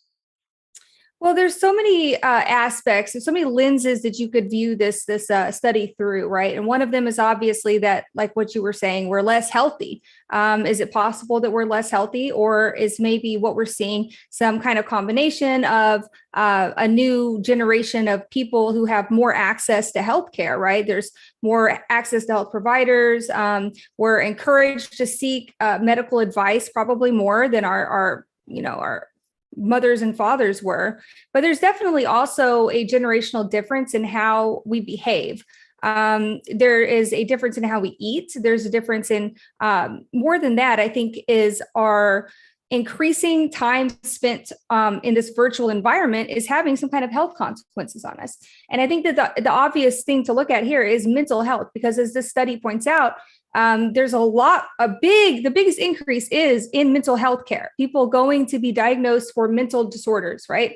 And I see this as a combination of just basically a generation of fear programming. Okay, we've been programmed for a generation, fine-tuned. We've been stuck online. We've dealt with a pandemic, right? We're all a little bit traumatized from that, even if we don't want to admit it. We've been paranoid. We're paranoid about our health because we're constantly bombarded with this negative media, right? The pandemic, you've got COVID, you've got toxic compounds in Ohio in the air, you've got conspiracy theories floating around about 5G waves. Like, people are just increasingly paranoid right now for whatever reason. And I think that that's probably an important thing to look at, because this study doesn't look at an increased number of, well, it does look at increased diabetes, but that's it, right? Which we were talking about. There's a really obvious reason for that, right? But it also talks about just increasing healthcare visits overall, which could mean, you're going to the ER for anything. Maybe it's all in your head. Maybe it's more of a paranoia that you're facing. And because of that, we're going to the doctors more. So there's a lot more to this study than meets the eye. I think the obvious takeaway is that we're probably not eating as healthy. But then again, my grandpa was, this man would eat, he put Twinkies and mashed them up in a bowl with milk every morning, his whole life. And he lived to be 80. So, it's... God, I'm not going to lie. That sounds kind of interesting. Would try. What about you? Our listeners, text into the show this morning at 573-319-1586. The Google Voice number will take your text message and shoot it over to me. So send us in a text at 573-319-1586. We'd love to hear from you. You can send us a text there if you have a question for BX Bullet. Now, in terms of being sedentary, right? We're living our lives online, right? So life has gotten easier for us in certain ways, but we've been talking about this obesity epidemic for quite some time. This is the age, BX. I'm 42 years old. I just turned 42 a couple weeks ago. This is the age when things start to break down. But if we're obese, diabetes is a sign of we are going to have to pay for that, right? Your grandpa probably didn't eat Twinkies for breakfast his entire life. Well, he did, but he was also a farmer. He was outside. He was a physician who walked to work, right? And so you're right, absolutely right. I was going to mention the sedentary lifestyle, because one of the things that was pointed out in that study were back problems. And I know that my back, when I used to work in the office more, they were all about ergonomics. How are you feeling? Can I give you an ergonomic assessment? How's your back? And they kind of kept you on top of that, standing desk, all that. But since I've been at home, I'm just on my couch, that my posture has gone to crap. I have to go see a chiropractor now. So I'm one of those people who's feeling the aches and pains probably that accompany a more sedentary lifestyle, or more time spent in, not ideal sitting, we're not paying attention to our posture and all of that stuff too.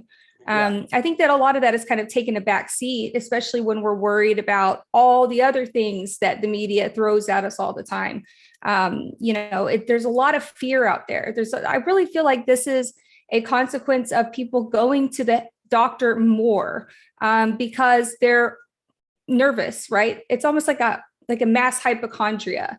And I say this not just because of the study, but because I have seen it personally and I have felt it personally. Okay. Like I had a little health scare last year. And because of that, I was running to the doctor every chance I got. Am I okay? Am I okay? And so like, I kind of saw, what it looks like when you get really paranoid and you have all of this media coming in telling you this could be that, this could be that. You're Googling your own symptoms, right? And it's telling you that you have cancer when you just have like a bug bite. So, I think that all of it kind of plays a role. So there's a lot of different ways to take this study for sure. What do you think? I mean, like you said, hypochondria. I mean, how much of this, people seeking health services are, a little bit of this fear generation. I mean, we're all kind of like, and perpetually terrified and scrolling on our phones. By the way, if you're hearing sawing in the background, FYI, there's a brand new television studio being built over right behind us, FYI, which I believe we're going to be, broadcasting the show from here very soon. But so please ignore the sawing. But how much of this is hypochondria, BX, would you say? I don't know. I mean, it's hard to say because the study doesn't have, it doesn't really look at it through that lens. It looks at it more through a lens of like, there's increased healthcare providers, which is actually an interesting perspective, because if you look at, what they're saying about pop-up urgent care clinics, I mean, I know that I've been tempted to just go get seen at the ER, right, on a Saturday because it's there and it's very cheap. And so I'm sure that the generation before us probably didn't do that as much because it was more expensive.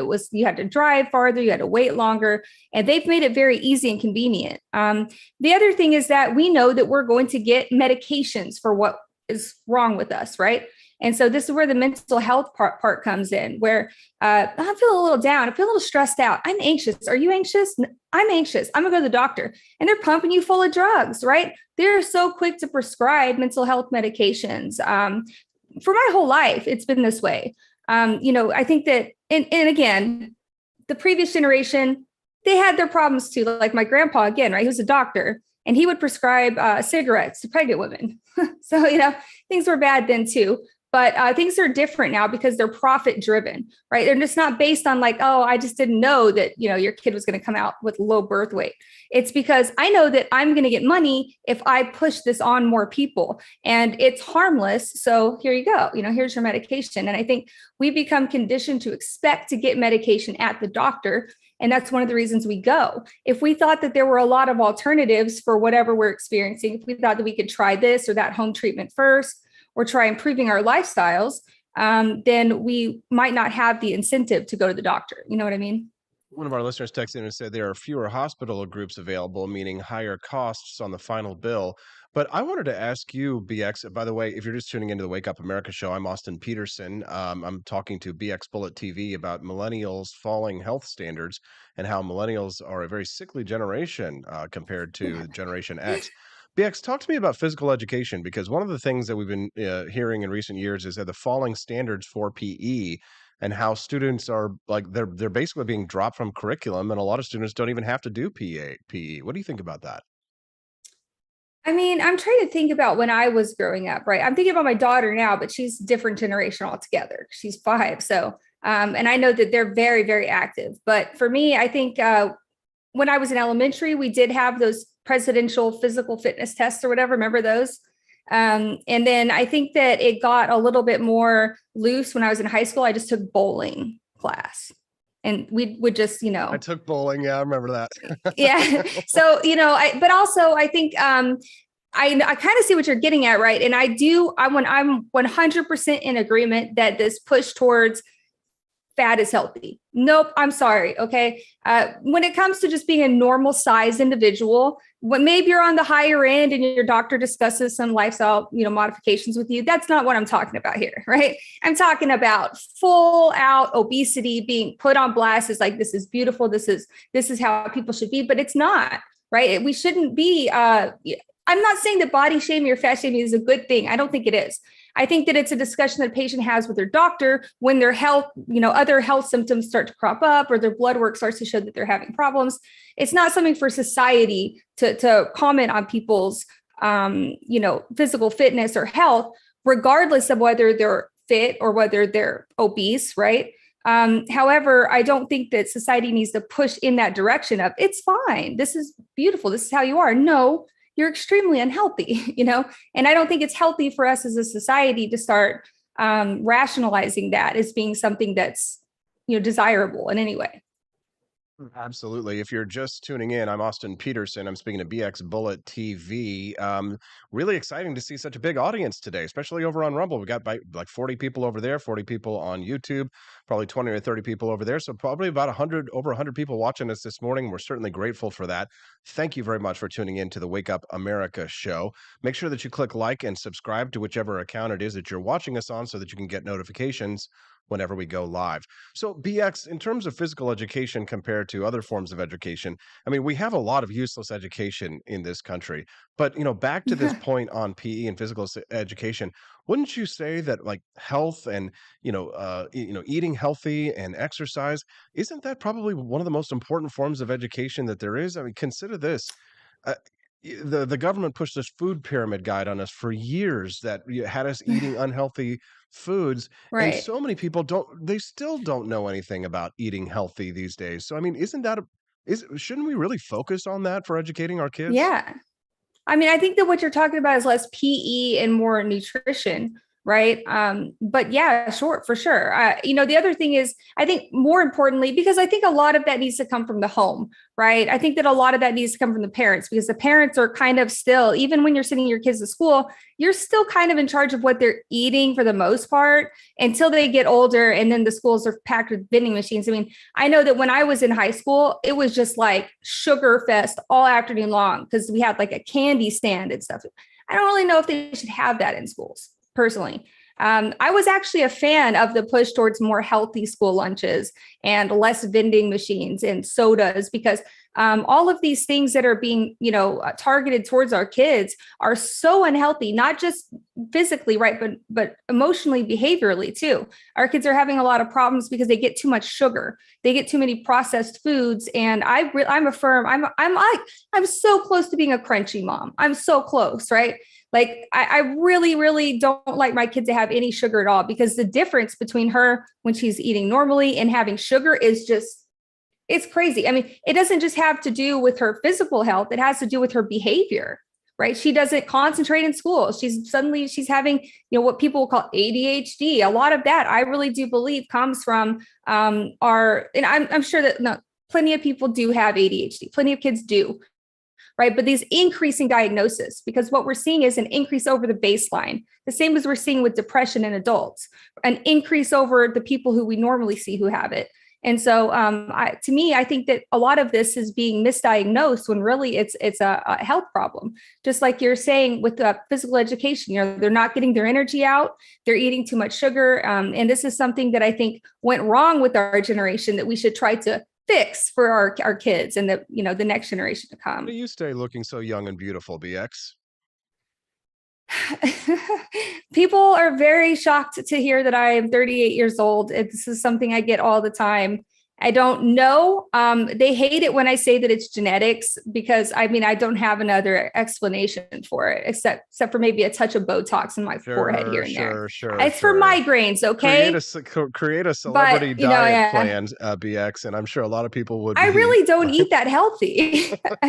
I'm not healthy at all. I just look young. That's just like a genetics thing, I think. You won the genetics lottery, then. That it is. BX, is there anything else that you'd like to share with our listeners before we let you go? I think just, really honing in on this fear conditioning aspect, right? The media pushing all of these toxic, scary things on us all the time. It's worse than it's ever been. I mean, it's even worse. I don't know this because I didn't live back then during like the Cold War. I'm sure it was really bad. But the way that we get our media now, it surrounds us on all ends. Used to, you had to turn a TV on to hear all this scare tactics, and you turn it off and you had dinner with your family. But now we've got it at our fingertips, right? And so all of that fear and all of that that toxicity is coming at us from all angles, and it can envelop us, and it can lead us to these unhealthy behaviors. It can lead us to this hypochondria, kind of, paranoid thinking like something's wrong with us. So my solution is simply going outside more often and putting down your electronics and spending more time with your families. You'd love to see it. BX Bullet at BX Bullet TV. We appreciate your time very much and for your weekly contributions to the show. Enjoy your spring break. Have a good time. And we'll look forward to seeing you again real soon. All right. Thanks, Austin. Bye. Thank you very much. That is BX Bullet. Follow her at BX Bullet TV. That's at BXBULLET TV. Wasn't she great? We'd love to see it. All right, I'm not going to go to a commercial break here just because I know you guys. We've got such a big audience. I don't want to, run off and lose my audience here this morning while we're talking. But I will continue my discussion, and we'll sort of use this to finish off this discussion today, to finish off our show today about traits of a man who has good character. And earlier in the program, I went through this list of 11 traits that are signs of men who have exceptional character and integrity, and I've gotten through about 8 or 9 of these traits. One is that they have a keen sense of self-awareness. 2, they have a rigid personal code. 3, a man who has high quality and character takes responsibility for their actions. Number 4, they are considerate of others. Number 5, they are extremely perceptive. Number 6, and this is the one that I struggle with the most. Maybe this means that I don't meet these standards.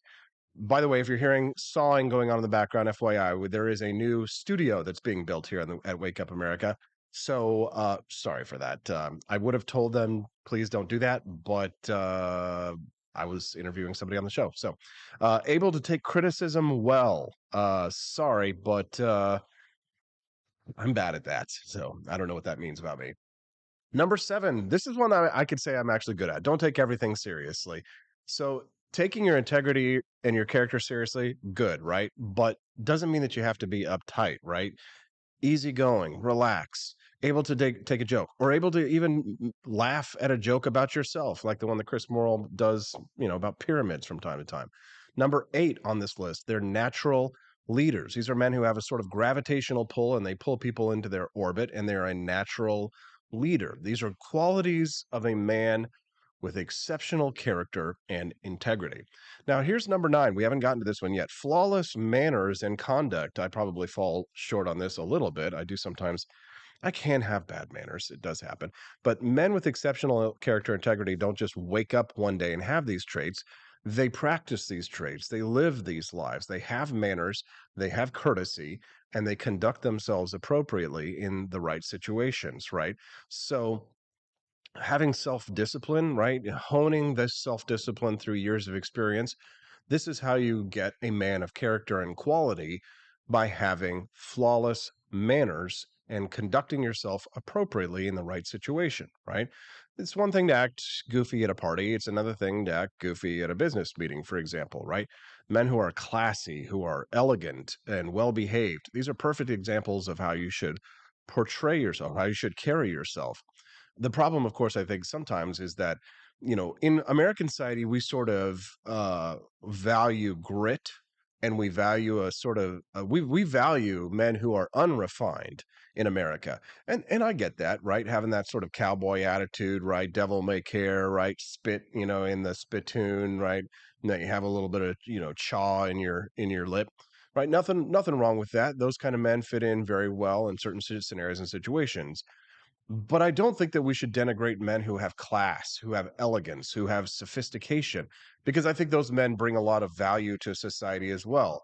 And I do think that we don't denigrate men of our cowboys in America. We value them. We should also value our classy men of character who conduct themselves with elegance, if you will. Number 10, these are men who are non-judgmental and supportive. Men who are non-judgmental and supportive. Now, the question about being non-judgmental, should you be able to be judgmental about people who are behaving poorly? Sure. But at some point in time, the way I look at it, and I consider myself a rather non-judgmental person to a certain extent, is that people who come to you with a scenario or a situation or a lifestyle, perhaps, that maybe you don't even share, I always try and keep an open mind about where they're coming from. And the way that I think about this is I want somebody to always feel safe talking to me. This is how I think of it. When I say I'm non-judgmental, I always, and this is, I've always prided myself on this. I always want to be the type of a person who feels safe confiding in me. And that is how I would explain to someone else about what it means to be non-judgmental. It means that if someone is having a problem or is in danger or is conflicted about something or has a secret, I want them to believe that if they come to me, that they know that I will listen to them, that I will support them and be loving to them and kind to them and caring to them and to help them through whatever it is that they need. So really ask yourselves, gentlemen, if you're out there listening to me this morning, if you're a man of strong character, of exceptional quality, of class and dignity and elegance, are you also the type of a man who people would feel safe and comfortable approaching? I mean, for example, would you feel safe if you had some kind of a problem? Would you feel safe confiding in Matt Walsh about it? Right? How would you feel if you told Matt? Well, would you feel comfortable telling Matt Walsh some of your deepest, darkest personal secrets? Think about that for a second. That's a tough one, right? Non-judgmental and supportive is the type of a man who you can feel comfortable approaching and confiding in. That's what that means to me in terms of being non-judgmental. Number 11, the final one on this list, and then we'll cut it off for the day, being tactful with their words and actions. This is another one that I do struggle with here, right? Men who have exceptional character and quality know that they have to be tactful, and that being tactful is the most effective way of getting your message across. And it's also the best way of making sure that your message is received well. It's too often people just say or do things without being considerate of how another person might receive it.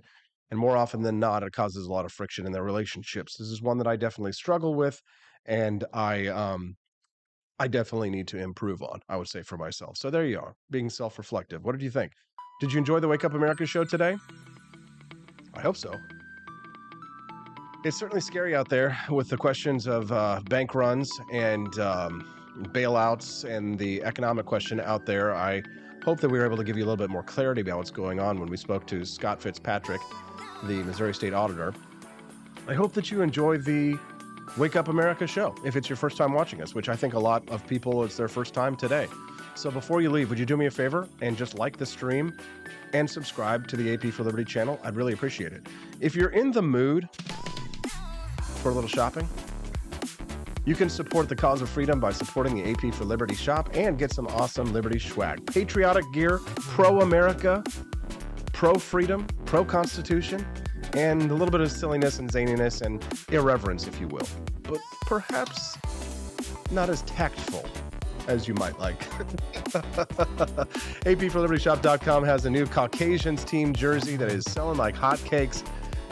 Rep your favorite sports team, the Caucasians. You can check out a whole collection of Caucasians merchandise, as well as their friends, Jews, Indians, Mexicans, all team names that you can support over at APforLibertyShop.com. I'm going to run. I'll see you tomorrow. It's going to be another exciting day. Wednesday, Judge Napolitano will be joining us.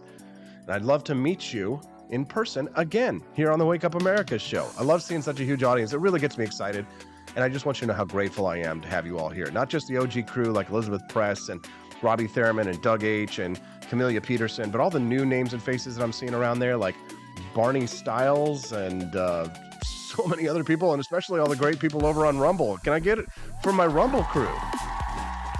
I can't thank you enough. It's so exciting to be put on the front page of Rumble and be able to be introduced to such a brand new big audience of people who share like-minded ideals of economic freedom and personal liberty, which is what we stand for here every morning on the Wake Up America show at wakeupAmericaShow.com. We'll see you tomorrow.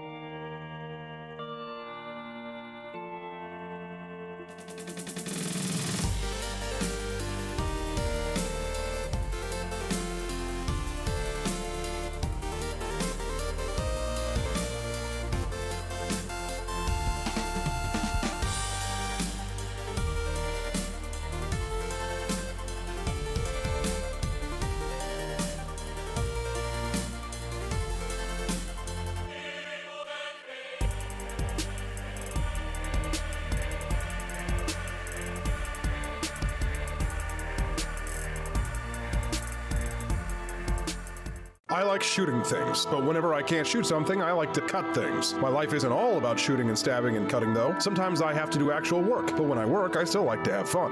And there's nothing less fun than trying to cut with a crappy knife. Thankfully, from the ancient sect of Christian knights, who also loved cutting and stabbing, comes a new implement that has received my personal blessing, the Templar knife. Like the ancient sword of Excalibur, you don't choose a Templar knife, it chooses you. You just decide what kind you want on the website first, however, and then order it online, and then it chooses you. The Templar knife comes in a variety of shapes. As a man of culture and taste, I have decided I will never use a terrible knife again. And thanks to the inspiration provided by this excellent product, I have decided to launch a new crusade against anyone using less than superior knives. Join me, brothers and sisters, by visiting uppercuttactical.com/pages/Templar-knives. That's a lot of slashes. For that, you'll need a Templar knife. For 10% off, use code AP for Liberty and join me in a quest for glory, for liberty, for Christendom, for the Templar knife. Get yours today. Fire.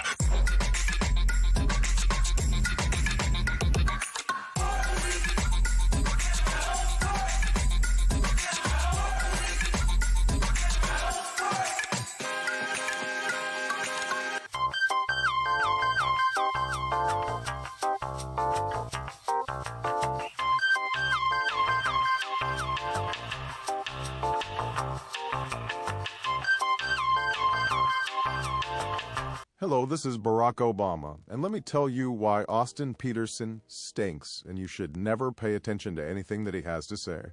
First of all, he's a libertarian, and we all know libertarians are idiots. They don't realize how important government is to everything that we do. I recently became aware that Austin has opened up a libertarian shop at apforlibertyshop.com. Now, I'm asking you as a personal favor to me that you never ever visit apforlibertyshop.com.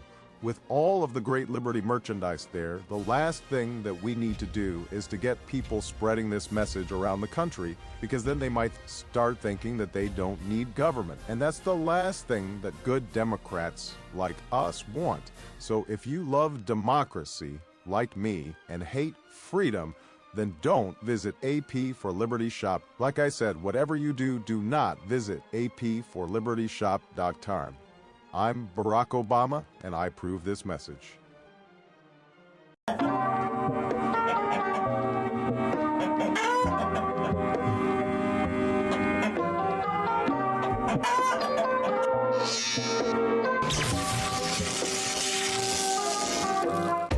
Want an engaging website to boost your business?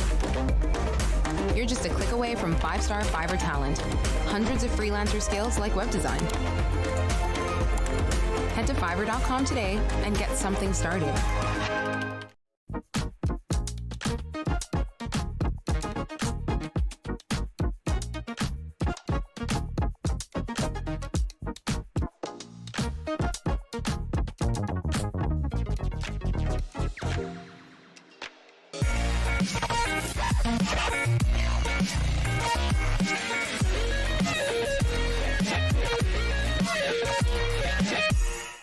When I was in foster care, I never knew when I would have to move, so I always had my suitcase ready to go. Then one day, I was adopted. My new parents opened their hearts and home to me. My parents cook my favorite breakfast for me every morning. My parents take me on trips I never thought I would go on. They gave me a home and an even better reason to use that suitcase. My parents aren't perfect, but they're perfect for me. I